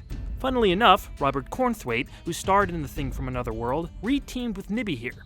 He played the director of the Rance McGrew show, and was told that his character was crafted as a version of Nibby himself. The actor-director tandem would work together again a few more times. Larry Blyden returned to the Twilight Zone to lead this production as Rance McGrew. Blyden memorably played Rocky Valentine on one of my favorite episodes from Season 1, that being the Charles Beaumont written, John Brom directed classic, A Nice Place to Visit. I thought he was both funny and a great reactor to the scenes around him in that installment. Here, Blyden provides a few laughs as McGrew, but ultimately feels forced in the role. The physical comedy he performs is hit and miss, and his delivery as a cocky actor turned scared wimp doesn't land the way I think they were hoping. Outside of Cornthwaite and maybe Bill McLean as the prop man, the only other notable actor was Arch Johnson as Jesse James. They call me Jesse James. The real Jesse James. He's fine, I suppose. Not that this episode was going for historical accuracy, which is hilarious because it's damning the Rance McGrew show for doing the same, but the actual Jesse James was supposedly only about 5 feet 6 inches tall. Not exactly the mountain of a man that Johnson portrays him as here. Although, maybe he's that big because they're in cowboy heaven? Admittedly, I was confused by all this on the rewatch. Originally, I thought Rance was transported back to the actual Old West. Then I thought it was a real version of his TV show. By the end, I guess we're left to assume this is some cowboy limbo where outlaws from the Old West visit? Or maybe Jesse constructed all this in McGrew's thoughts. Ultimately, it doesn't matter. This episode's script is its biggest problem. Rod wrote this teleplay based on an original idea from Frederick L. Fox. I can see the appeal of the concept if it was executed a different way. As is, it comes off as one of those comedies that's trying too hard to be funny and not hard enough on story or character. According to Mark Zickery's The Twilight Zone companion book, Serling liked Fox's idea but thought it lacked humor. He had always personally wondered about John Wayne in a similar situation. How would the Duke hold up in an actual war? Considering Serling's military service and Wayne being labeled as a draft dodger in World War II, Rod's thought process here makes sense. If this was just a shot at John Wayne or other tough-talking actors, though, I think it was too silly to really say anything of note, even from a comedic level.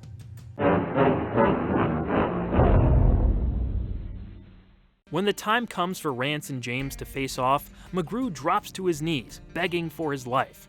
He says he'll do anything to stay alive. Jesse accepts his pleading and exclaims they've struck a bargain. As quickly as he left, Rance reappears on the set of his TV show where his agent has just arrived outside. When the actor meets with him, he sees that it's actually Jesse James in disguise. There to keep Rance honest and the show historically accurate. The outlaw instantly changes a scene where the actor playing Jesse James gets the one-up on the unbeatable fictional Marshal and wins the day. Rance also does his own stunt of being tossed out a window. As Jesse states, there are more changes to come. If I'm going to name a couple things I liked, there are indeed a couple chuckle-worthy moments involving Blyden. I loved Rod's on-screen narrator reveal, and this stunt of Rance being tossed through a window looks awesome. The stuntman even landed perfectly where the pole blocked his face. Unfortunately, these attributes are few and far between. There's a shot of a boom mic following Rance when he runs away from Jesse and the Cowboy Matrix. There also seems to be other production equipment caught in shadow within the same shot. If this was done intentionally, considering the TV show idea inside the episode, this might be a clever little visual. However, I don't think it is, and it represents this installment in a nutshell. Trying to point the finger at prima donna actors and how they wouldn't stand a chance in the time period they portray, while failing at being self-aware enough to justify its own existence. Skip this one, folks. Other, more exciting showdowns occur at high noon, elsewhere in the Twilight Zone.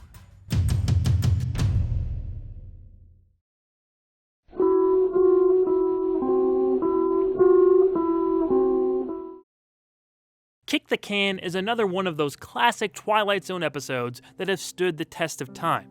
It's remembered fondly by many who have seen it for its ageless quality. That's highly appropriate considering the subject matter of this story. Charles Whitley is a resident at Sunnyvale Rest Home. He's excited to finally be leaving with his son, who's coming to pick him up that day. Unfortunately, Charles's son says he's not able to take his father back with him due to limited space and an expanding family of his own. He leaves the saddened old man at Sunnyvale to live out his remaining years. After seeing children play kick the can outside, Charles is struck with an idea. Maybe growing old is a choice. He starts to act more playful, running through sprinklers and changing his attitude. This perceived regression scares his crotchety childhood friend Ben, who is also a resident of the home. Fearing he's gone senile, the superintendent plans to isolate Charles, but when Ben tells his old pal this, it triggers one last desperate attempt at recapturing his youth. Late that night, Charles wakes up all the other seniors, minus the set-in-his-ways Ben, and convinces them to play kick the can outside. After distracting the attending nurse, all the residents start the game. This awakens the superintendent, who, with Ben, runs outside to stop the seniors before they get hurt. This was the final full Twilight Zone script written by George Clayton Johnson. He did return for a story by credit in Season 5, but even that was under a pseudonym. Kick the Can is a story that goes along nicely with Johnson's previous installment, Nothing in the Dark. They were both well directed by Lamont Johnson, and they both dealt with the fear of death and aging that go along with people in their older years. Johnson always had authentic sentimentality present in his scripts, and this may be the one that tugs at your heartstrings the most. It's certainly the most mainstream and well-known of his episodes, and it's not just his script that works here. Lamont Johnson's directing, along with the acting from the cast, really knock it out of the park and lift Kick the Can into legendary Twilight Zone territory. Ernest Truex was previously seen in Season 1's What You Need as Padot the Peddler. I liked him in that episode, but he really shines in a few choice scenes as the young at heart Charles Whitley. He goes through a lot of emotions as the episode proceeds, from excitement to sadness to anger to hope. Truex really had to put on one heck of a performance. While I don't think he quite nails it 100% of the time, when he does hit the bullseye, he smashes right through it. Did you ever stop to think of it? All kids play those games, and the minute they stop, they begin to grow old. Truex had great chemistry with Russell Collins, who portrayed Whitley's on-screen best friend, Ben Conroy. They both play their roles well, as one is a dreamer and the other a staunch realist. You decided that you were an old man, and that has made you old. I am old, and so are you, Charles, and that's a fact. Fact. You're used up, worn out by a lifetime. Bernard Herrmann's Walking Distance musical score is expertly reused at the perfect moments. We had heard portions of it in other episodes, but the emotions of melancholy, nostalgia, and longing that these notes add to Kick the Can are utilized to maximum effect.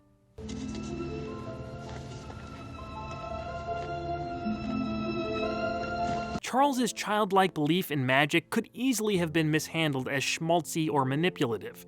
In the hands of Truex and Lamont Johnson, this little old man convincingly expounds upon that belief in a way that could bring a tear to the most cynical man's eye. There is magic in the world. I know there is.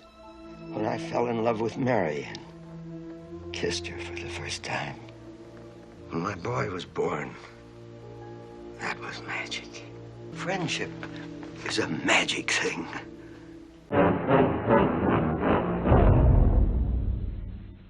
When the superintendent and Ben go outside, they only see children playing the titular game.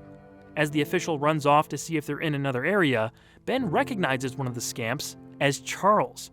He miraculously looks exactly as he did when they were kids.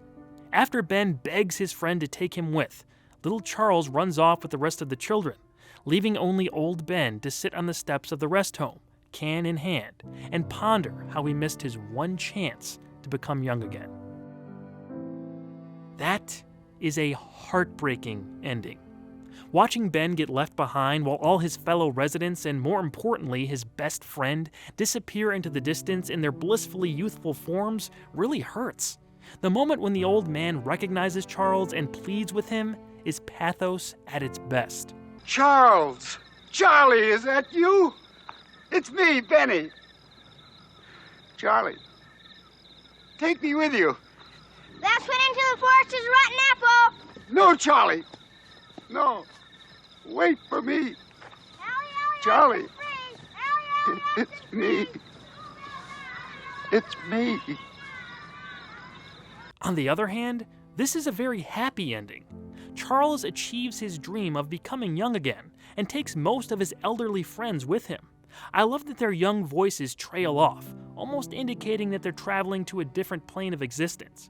It's a perfect bittersweet conclusion, showing those young at heart juxtaposed with one who has chosen to grow old. I love this kind of stuff. Kick the Can was remade as one of the segments in Twilight Zone the movie, directed by Steven Spielberg. There's a bit of a different angle taken where we see the young kids transform back into elderly adults by the end. However, they all keep their youthful spirit. George Clayton Johnson actually consulted on the writing of this segment by suggesting Spielberg and his team follow what happens to these folks after they're transformed into children. They would have no place to go, and thus revert to their previous forms. Personally, I wasn't a big fan of how that was all handled in the 1983 film. I understand wanting to put their own twist on it, but the ending to the 1962 episode was just too flawless to be as effective any other way. This probably isn't a surprise to anyone out there who has watched most of my TZ reviews and has some sense of my personal taste, but I really enjoyed Kick the Can. It's cleverly directed, expertly written, wonderfully acted, and deserves its place as one of the most famous episodes of the series. It is absolutely required viewing if you're looking for the good stuff. The genuine heart, solid message, and bittersweet ending aren't matched by many installments in this show. So embrace your inner child, Google how to play Kick the Can, grab some friends, and have some fun. And one of those places that you could feel like a kid again.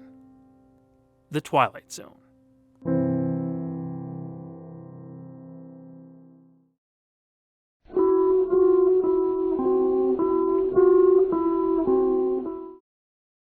A Piano in the House was the second episode written by Earl Hamner Jr. It has a classic Twilight Zone premise behind it and a distinctive performance by leading man Barry Morse. This isn't one of the more popular episodes of the series, but is it worth taking another look at? Arrogant theater critic Fitzgerald Fortune goes out to find a piano for his wife Esther's birthday. He purchases a player piano because he thinks his wife won't have enough talent to play it herself. When the instrument is dropped off at their home, they notice it has a strange effect on people. As music emits from it, depending on the tune, their hidden selves are revealed. It first happened at the curio shop when its grumpy owner turned pleasant, then at Fortune's home when his stone-faced butler Marvin becomes giddy and joyful. Ever the caustic manipulator, Fortune curiously turns the piano on his wife, who can't help herself and admits she actually hates her cruel, sadistic husband. He plans on using it for kicks against the guests of Esther's birthday party, much to her disapproval. Fortune is an especially callous man, though, and has plenty of embarrassing schemes in mind. Earl Hamner wrote 6 more episodes going into the last couple seasons of the show, and while this wasn't as good as his first, I don't think it's his worst. He departed from his usual southern charm to give us the story of a devious theater critic and a magical piano. The idea is solid with a proper payoff, but it doesn't do as much as it could have in the middle of the script. There are some good character bits, though. Firstly, Barry Morse nails it as the despicable Fitzgerald Fortune. How do you do? I'm Fitzgerald Fortune, the theater critic. He's pretty much playing a caricature, but leans into it and makes Fortune a memorable villain. If you're going to wait at the party tonight, do you think you could manage to do something about your face? My face? A party is supposed to be a happy occasion. Do you think you could manage to be a little less miserable than usual? There's no need to hurt his feelings, dear. He has no feelings. The man's a clod. It's not just his delivery and demeanor, but his look that also informs the character. Just an indelible performance overall. Earl Hamner later admitted that Fortune wasn't really based on anyone in particular. He was a stereotyped idea of what Hamner thought a critic to be like. That's definitely evident in how he's written. However, again, Morse's acting at least saves this archetype from being boring, as his twisted presence is entertaining to watch. The Oscar-nominated Joan Hackett as Fitzgerald's wife Esther brings a sense of elegance to the episode. You can tell she's a decent-hearted person, which makes us wonder how she got stuck with this guy in the first place. When her true feelings are brought out through the piano's playing of Saber Dance, we see her best work in the installment. I've controlled myself for 6 years, and I can't stand it any longer. I was a stupid child when I married you. You're just a sadistic fiend. You take pleasure in humiliating me in front of your clever friends. It's a great relief to tell you what I really think about you. I thought you needed me. I thought you needed my love, but you don't. You just need someone to bully and to torture when you feel like it. I tried to love you, but I hate you. I hate you! Another familiar face that made an impression here was Cyril Delavante. In his 4th of 5 Zone appearances, his Marvin the Butler steals a few scenes. I treat you atrociously. Oh, you don't bother me, Mr. Fortune. You tickle me.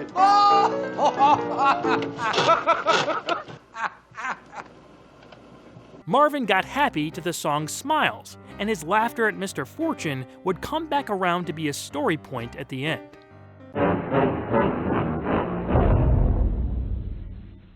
After using the piano to reveal his friend Greg had an affair with his wife, and house guest Marge fantasizes about dancing as a little girl named Tina, dreaming of being slender and finding her true love, Fortune asks his wife to play a particular role to bring out the devil in someone. However, she switches the tune from Melody in F to Brahms' Lullaby. Soon, Fitzgerald starts to be affected by the song and admits he's really just a scared little boy who only likes to hurt people. The guests begin to leave, including Esther, who steps away with Greg. This enrages Fortune, who tears up his living room and rips out the piano roll. Marvin enters the room and takes pity on the broken-down critic, as the episode concludes. The scene with Greg admitting he's been with Fortune's wife was a decent little twist, but the critic's humiliation of Marge was especially cruel. He plays Debussy's Claire de Lune as the woman retreats into a fantasy as someone else who doesn't have her physical appearance. We see Marge make a joke of her weight a few times before this, and her reaction to the music shows the whole party a private side that she obviously wanted hidden. When Fortune stops the music and the guests laugh at her, it makes us want to see the critics' comeuppance even more. And this episode does deliver that. If you leave me, I'm going to be very naughty. His breakdown works out pretty well because it explains some of his actions. I particularly liked his excuse to Esther. I don't know how to return love except as a child does, with shrieks and blows and indifference. Marvin comes in after everyone's left to bring back around his laughing at Fortune's antics from earlier. Don't laugh at me. I'm not laughing, Mr. Fortune. You're not funny anymore. Love that little bit. This was director David Green's only Twilight Zone episode. While it's not nearly one of the greats, I think he did a decent job with it. Most of the credit would have to go to the actors, specifically Barry Morse, for raising a piano in the house from the lower tier of installments into a passable effort. That and the music choices made it a decent watch. I'd lightly recommend it for those reasons. So follow the music and listen closely. Those soft, subtle notes might be emanating from the Twilight Zone.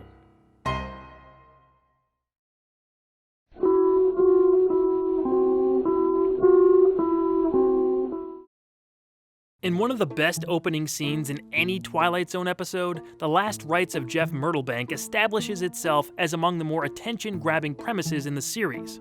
Familiar names return to drive the story down a road that may just lead it to be one of the more memorable installments of Season 3.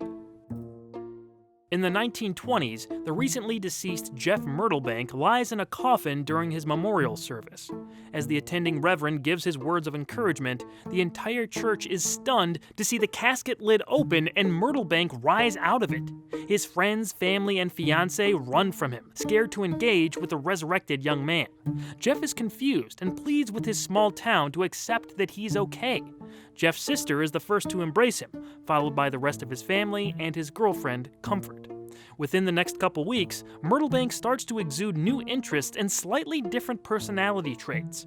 This concerns his parents and, soon enough, the whole town.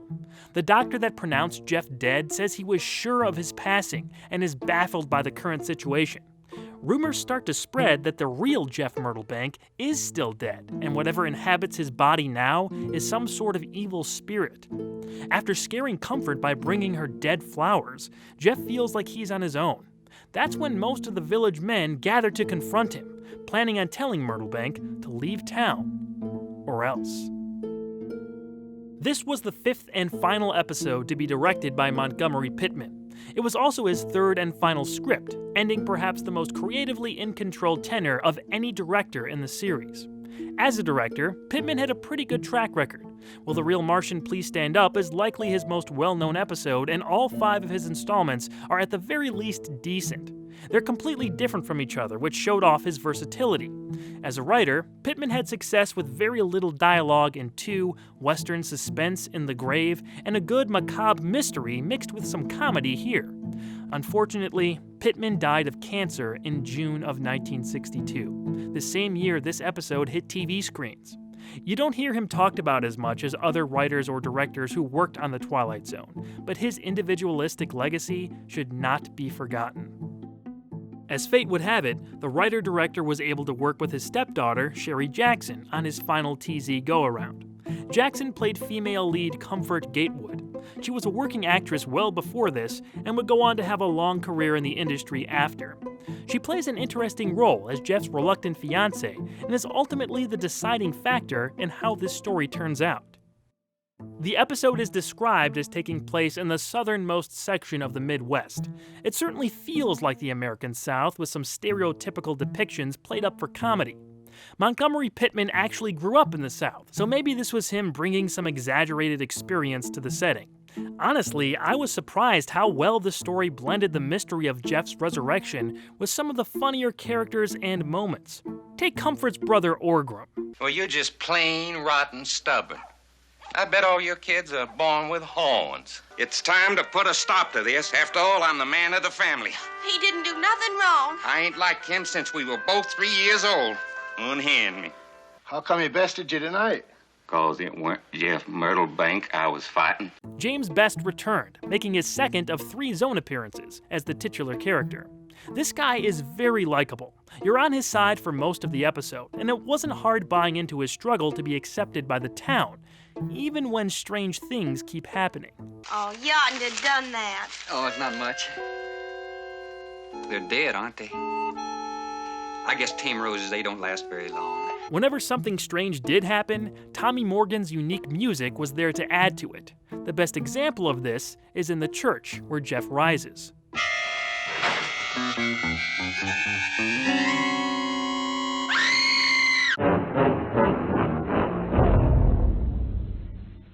Still feeling love and a sense of loyalty, Comfort warns Jeff about the approaching mob. The townsmen tell Myrtlebank to get out of the community, thinking he's not who he claims to be.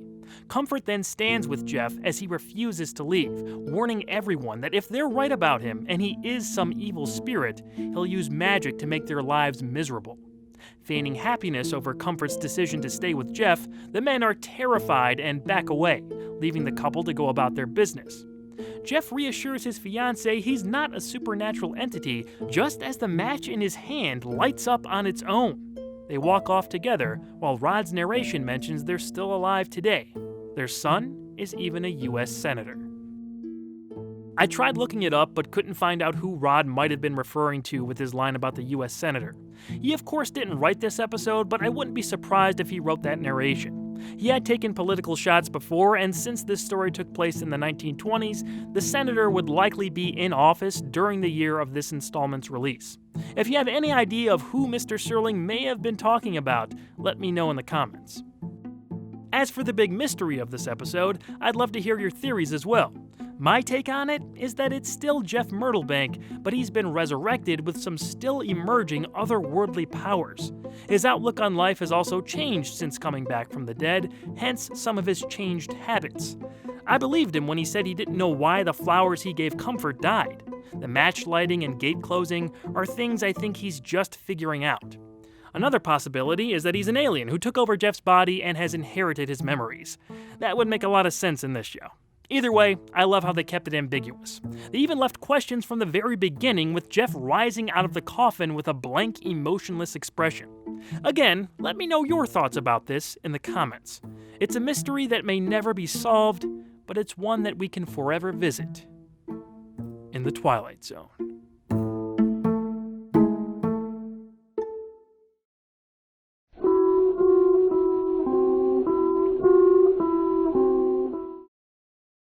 Like a few others featured in this year's coverage, To Serve Man is absolutely one of the most famous episodes of this show.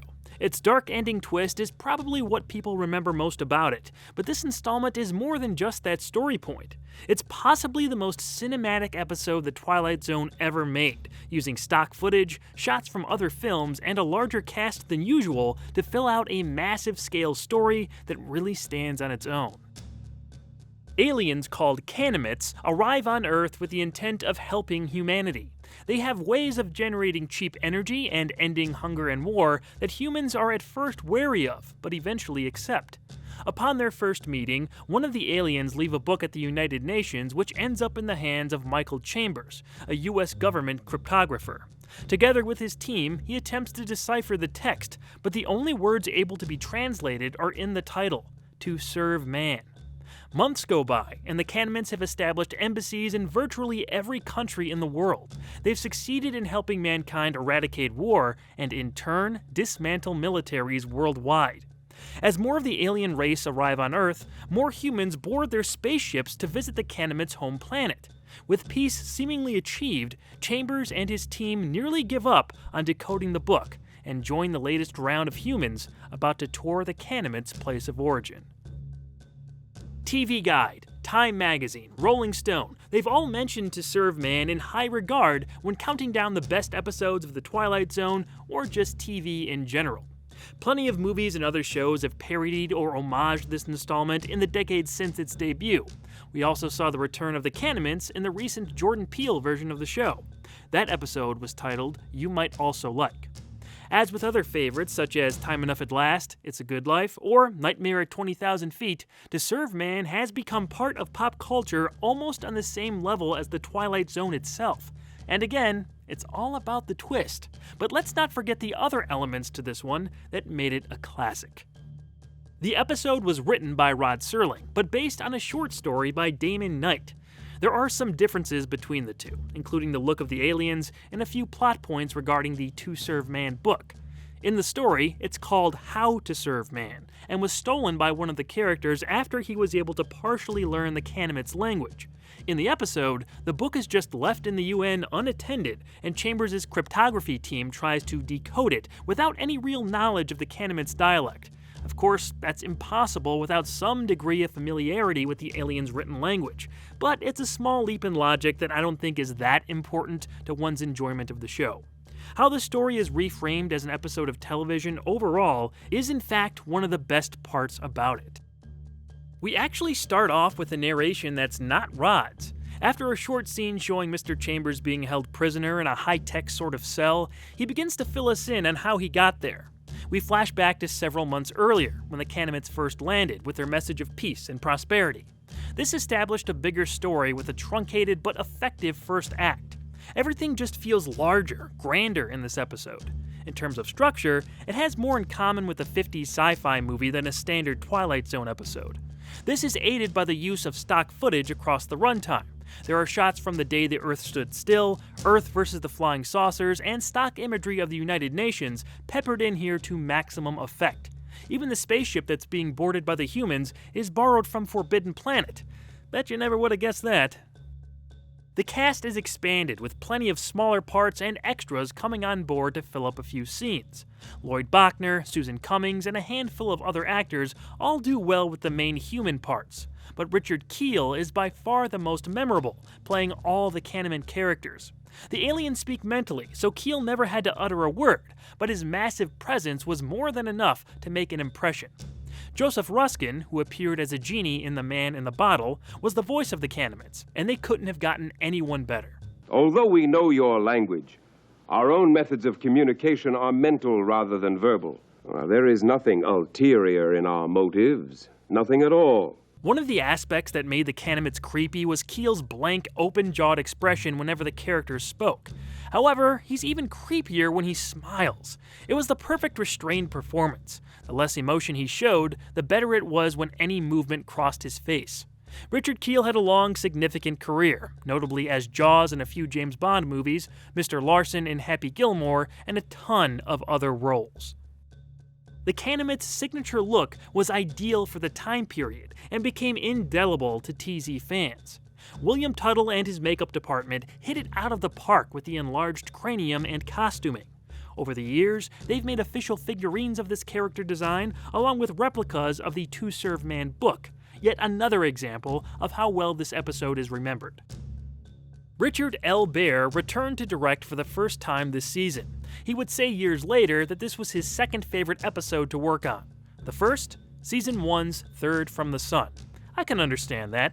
It's another spectacular installment that's not talked about as much as this one.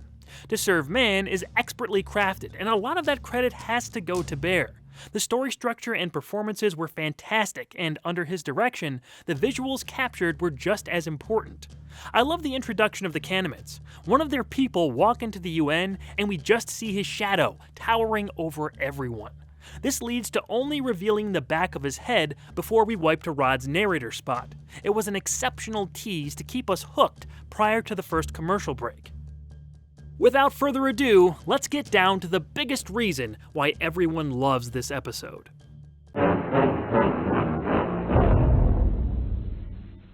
As Chambers boards the spaceship, his colleague Patty arrives with an urgent message. To Serve Man, it's a cookbook. Michael is forced onto the ship, and we cut to some time later.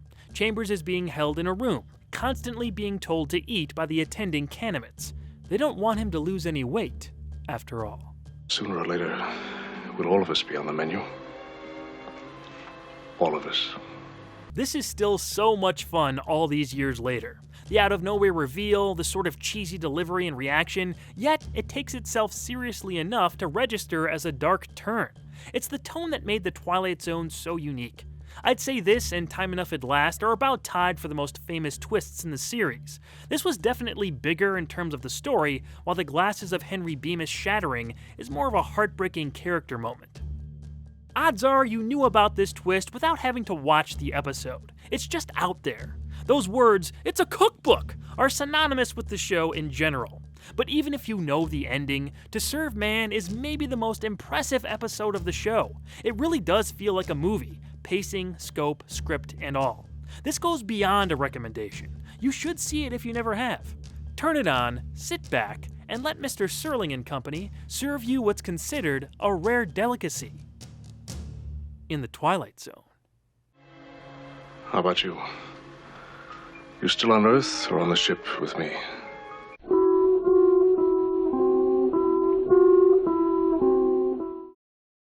The Fugitive is meant to be a sweet little story. It tries to blend fantasy with science fiction. Rod even says so as the narrator. Science fiction, the improbable made possible, fantasy, the impossible made probable. What would you have if you put these two different things together? Old Ben is a gentle neighborhood senior citizen that often plays with the nearby children. He has a special bond with Jenny, an imaginative little girl with a limp right leg. They're neighbors in their apartment building where Jenny lives with her disgruntled Aunt Agnes. The strange thing about Ben is he can change his appearance into anything he wants, something the local kids get a real kick out of. Two men, claiming to be police officers, have been tracking the old man and ask Aunt Agnes some questions about him. Jenny goes to warn Ben, who transforms into a mouse that the little girl hides in her pocket. Safely in her room, old Ben admits that he's actually an alien on the run from the fake cops who are trying to take him back to their home world. Planning on leaving Earth to find another world to hide out in, Ben decides to heal Jenny's disabled leg, morph into a fly, and flee out the window. The little girl tries to chase him, but she's stopped by the two mysterious strangers on the stairs and asked where Ben is. She refuses to answer and is shot with the same type of device that healed her leg. This time, however, it knocks her out and puts her in serious condition on the verge of death. The attending doctor tells Aunt Agnes that all they can do now is wait. You must be a communist. No, little monkey, I'm not a communist. I'll say off the bat that this is Charles Beaumont's worst episode so far. It's not even close. His clever sense of character, dialogue, and plot are nowhere to be found in the writing. It seems like the type of story he'd try to distort to make more interesting, but that astute sense of drama never shows up in this script. Rod's narration at the beginning, and the ending for that matter, seemed to be a patch job trying to over-explain what this story attempted to represent. It's blending fantasy and science fiction, understood. Plenty of other episodes do this much more successfully without overtly saying it. Jenny having a bad home life with her mean aunt is balanced out by her magical friend who can do almost anything. She's healed of her chronic ailment and wants to escape to somewhere she can be more free. There's also evidently some sort of tragic family background since Jenny doesn't live with her parents. All this logically would lead a kid to fantasize about being elsewhere. It's just executed in a dull fashion. Richard L. Baer directed episodes that aired back-to-back, with this and To Serve Man the previous week. It's a major downgrade from one of the show's most popular episodes to one of its most forgettable. The Fugitive also easily tops the list as Baer's worst installment of the series this far in. I'm gonna be honest with you guys, I don't really know what to make of this episode. It could be that I've had to watch a lot of these close together this year, but this one confused me, disturbed me upon further thinking, and worst of all, had me dozing off. It starts off cutesy enough, but the relationship between Ben and Jenny gets weird by the end. Looking at it through modern eyes can make their friendship seem a little unhealthy. How come you don't make my legs well? Well, then I wouldn't have the fun of carrying you. And you'd get yourself a young boyfriend. I usually don't like when people point stuff like this out when the intention is obviously not anything bad, but the ending directly puts the thought in our heads.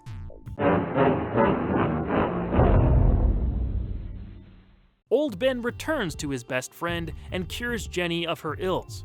The pair of mystery men appear in the little girl's room, finally cornering Ben and confessing that striking her down was a trap to get the shapeshifter to come back and heal her. It's here where we find out the old man is actually the king of his home planet. He fled after the first 1,000 years of his 5,000-year reign, not wanting the responsibility. Ben resigns to going back home, but Jenny demands to go with. While that's not permitted, the alien subjects allow a few moments for the pair to say goodbye alone. When they return, Ben is transformed into a duplicate of Jenny, and they're forced to take both back to their home planet, not knowing which is their king.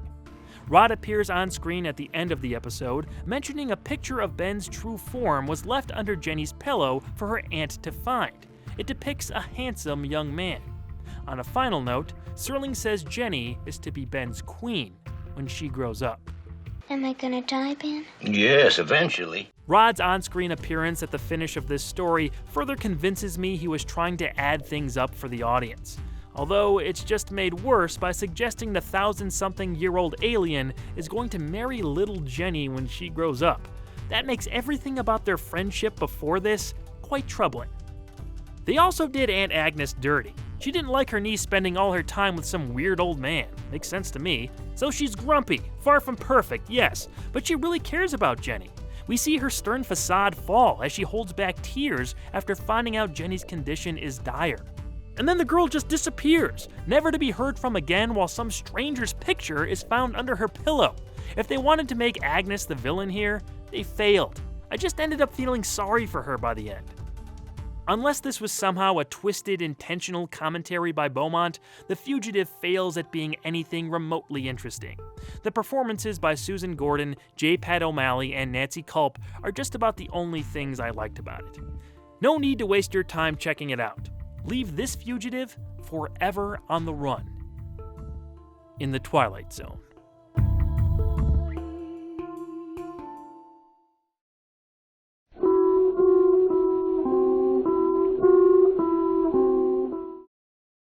Little Girl Lost is great because of the main idea and execution of that concept. It only features 3 on-screen actors, 5 if you count the limited screen time of the girl and dog, but that's one of the aspects that works in favor of the story. It's this very small in scope tale, but because of the dimension-spanning plot, it becomes simultaneously trippy and vast in magnitude. Tension, writing, and visuals make it unforgettable. Chris and Ruth Miller are awakened in the middle of the night to cries of their 6-year-old daughter Tina. When Chris enters Tina's room, he can hear her, but can't find her anywhere. Hopelessly confused, Miller calls his friend Bill, a physicist, and tells him to hurry over to their house right away. The family dog, Mac, then directly runs under Tina's bed after being let inside, and is also lost in the same way the little girl is. When Bill arrives, he assesses the situation and informs the Millers that Tina and Mac are likely lost in the 4th dimension. He locates the portal on the wall behind their daughter's bed and tries to lead Tina out through shouting directions with her parents. When this doesn't work, Chris sticks his hand through the portal and ends up falling inside. Trapped in an incomprehensible reality, he yells for his daughter in hopes of locating her. Richard Matheson first conceived of this story when one night his daughter was crying in her room, but he couldn't immediately find her. She had apparently fallen off her bed, rolled under it, and was against the wall. It was that momentary strange sensation that gave birth to this idea. Matheson even kept the names of his daughter, Tina, and his wife, Ruth, as the character names for his narrative. This was originally one of Matheson's short stories that was published in 1953, but it ended up being a perfect candidate for a Twilight Zone adaptation. Little Girl Lost has been said to contain an influential concept that has been used in other media since its release. Matheson himself saw comparable elements in the 1982 film Poltergeist. It's not a stretch to say this extra-dimensional main idea was introduced to many Americans for the first time back in 1962. Not to say this was a brand new notion. I'm sure it was done in some form in fiction well before this, but it did capture a lot of creative people's imagination. The reverberations of this episode are still felt in the Twilight Zone Tower of Terror attraction at Walt Disney World. There are a few specific odes to this story throughout that ride. They also may have derived some of the thematic aspects for the attraction from the concepts used here. The visuals that one-time TZ director Paul Stewart and cinematographer George D. Clemens created for Little Girl Lost are some of the most abstract we've seen in the show. In contrast to most of the episode that takes place in the Miller suburban home, the stuff in the fourth dimension is way out there, and I loved it. The techniques they used to make this place extremely weird without becoming too indiscernible were a fine line they walked flawlessly. A special set combined with fog and post-production effects created a worthwhile trip into this realm. They also experimented with some of the shots by shooting behind a piece of glass with moving oil on it. You never quite see what exactly is going on, but it's enough to follow the actions of the characters. Richard Matheson would later remark that this portion could have been a little stranger, but it wasn't bad.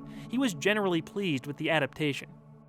Perhaps the most impressive visual in our own dimension was that of the portal inside the wall. Believe it or not, that was a practical effect done without double exposure. Apparently, the set was constructed to have the portal part of it built a couple of feet back from the rest of the set. They lit the scene in a particular way that created the illusion that it was a solid wall. So when the actors put their hands through the portal, they're actually just reaching into the opening separated by light. It's pretty crazy, honestly. I was shocked to find out that's how it was done. I'm sure the black and white photography, containing limited shades of gray, had to have helped them pull this off. In terms of the audio, let's not forget how those effects helped create this otherworldly experience. Echoes and other sounds added to what we were watching in the fourth dimension.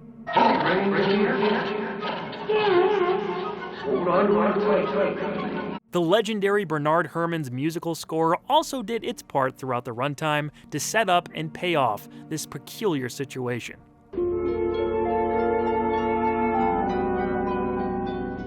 Speaking of music, the Twilight Zone theme sounds odd in this episode's intro and credits. If that was done on purpose to tie into the fourth dimension gimmick, that's genius. But I don't think that was the case, since this happens again in following installments.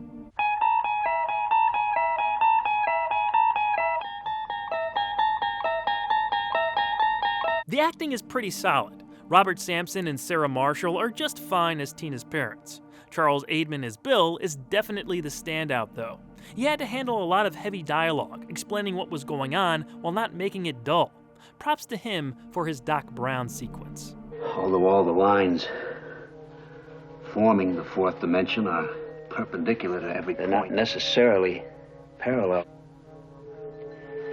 to us. But if enough of the lines are parallel, then you might create an opening. Junctures between dimensions are freaks of nature. You may recognize Aidman from Season 1's And When the Sky Was Opened. He actually returned to the Twilight Zone years after this as the narrator for the first 30 episodes of the 80s reboot, so his place in the zone is rather important overall.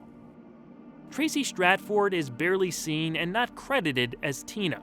She would later be back in a more prominent role for Season 5's Living Doll. Oddly, or maybe not so oddly back then, they got an adult actress, Rhoda Williams, to voice the 6-year-old daughter. It didn't bother me too much, but I can see this slightly catching the viewer's attention. Mommy!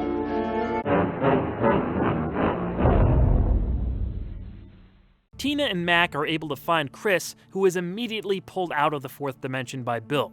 They're all safe, and the portal is now closed. Bill informs Mr. Miller that he was only halfway inside the opening, while his lower body was being held in our dimension. Time was of the essence as Bill yelled for Chris to hurry, and they made it out just in time. Everyone recovers, pondering this bizarre ordeal, as Rod's narration finishes off the story. The concept and tension that it builds are the attributes fans took away most from this show. I'm right there with the majority. It's a great idea that was brought to fruition in several successful ways. It also features one of my favorite narrator reveal shots, which always brings my personal rating up a few points. This is a hearty recommendation from me. If you haven't seen it and are still confused, I guess a modern equivalent to the fourth dimension idea would be something like the Upside Down from Stranger Things. Both places are occupying the same space, but are concurrently separate. There's only one way to experience it yourself, so draw up a portal of your own and step inside the Twilight Zone.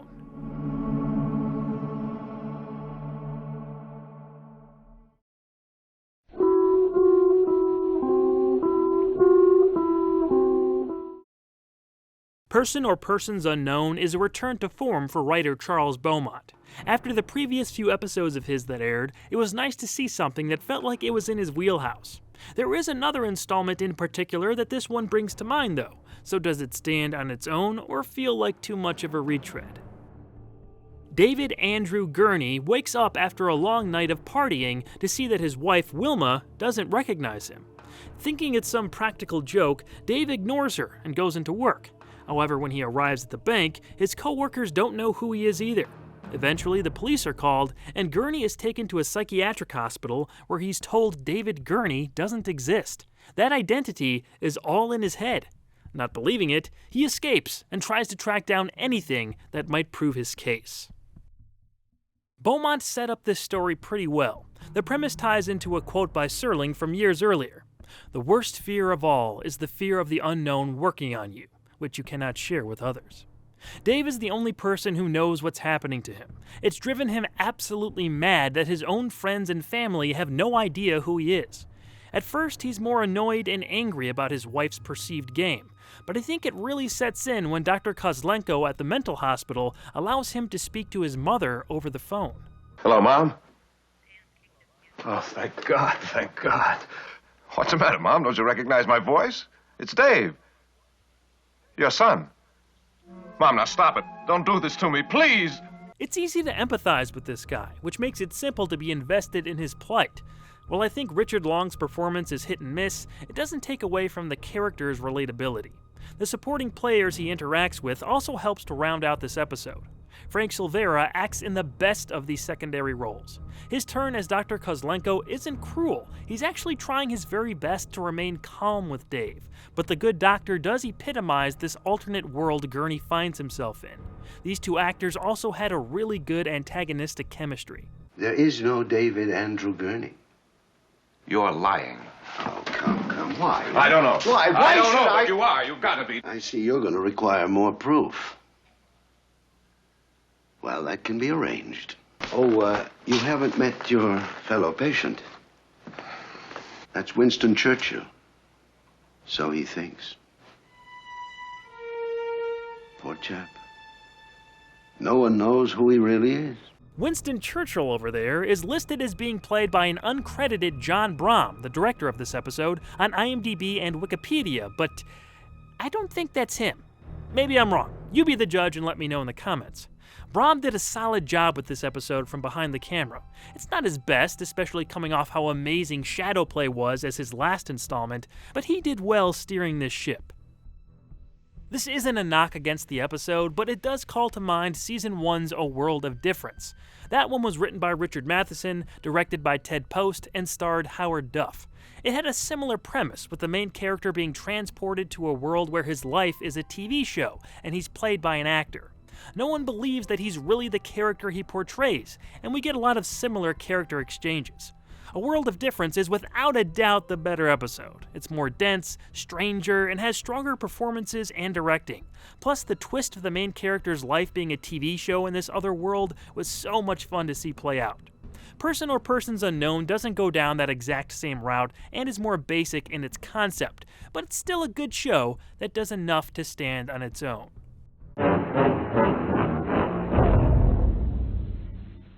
On the run from the authorities with a stolen van, Gurney ends up at a photo developer where he asks to see a picture he was going to pick up for his wife. Lo and behold, the photo is there, and it's a recent shot of Dave and his wife. Before Gurney can run off with the evidence, Dr. Kozlenko and the cops arrive to stop him. When he shows them the picture, his wife has gone missing from it, causing a nervous breakdown. Dave then wakes up in his bed at home. It's the day after the party again, and all seems okay. Thinking his experience a nightmare, Gurney is shocked to see that his wife Wilma is another woman. Our main character, frozen in confusion and horror, ends the episode. It's a semi-predictable but serviceable double twist. I love the last couple images of Dave staring forward at this woman claiming to be his wife. The facial expression is great, and the lighting on that shot is fantastic. It was a good way to go out. A couple other quirky tidbits I liked were how Dave called his wife a nut. Nut. And how he just jumped out of the psychiatric hospital's window to escape. I'm going to go out and find one of those details. Now! Him repeating the wrong dollar amount to Dr. Kozlenko was also kind of funny. Okay, that'd be $1.75. Hey, wait a minute, you owe me money. $1.81 to be exact. In all, Person or Persons Unknown has some effectively tense moments, good pacing, and mostly quality acting. Not the absolute best from the writer or director, but a sound entry that I'd recommend. Just don't drop any forms of identification while watching. Otherwise, who you think you are might be lost to the Twilight Zone.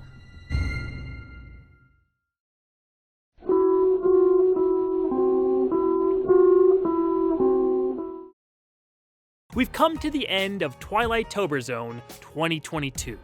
In year one, we finished on The Chaser. Last year, we finished on the excellent episode Shadow Play. And this year, we end on The Little People.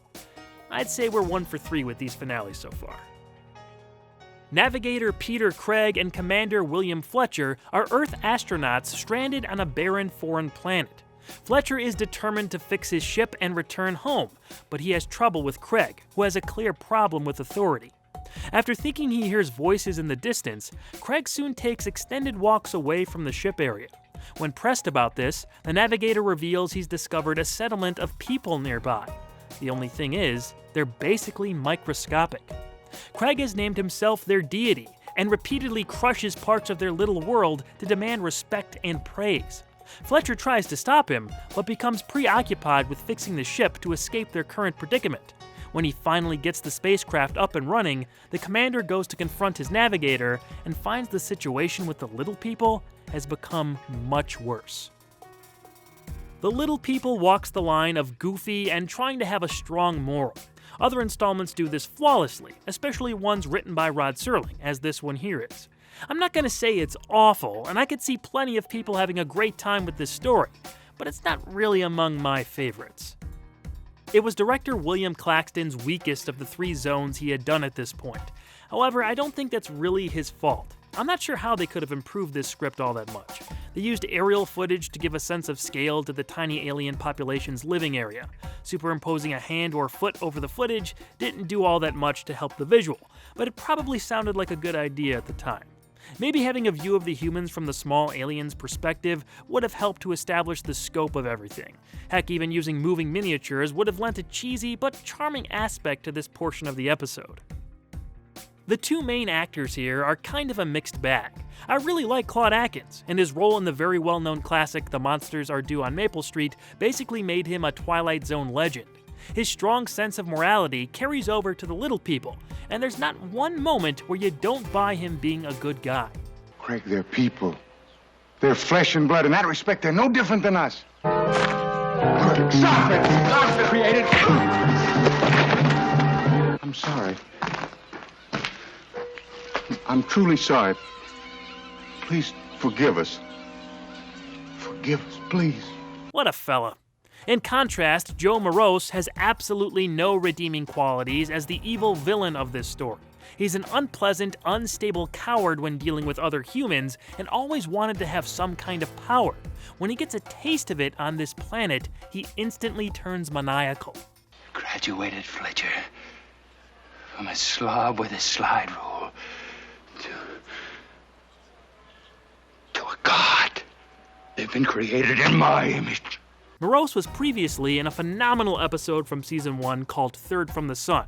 Go check that one out to see him in a better story. He does show some range as the bad guy here, but I feel like a more over-the-top actor would have been much more fun to watch in the role.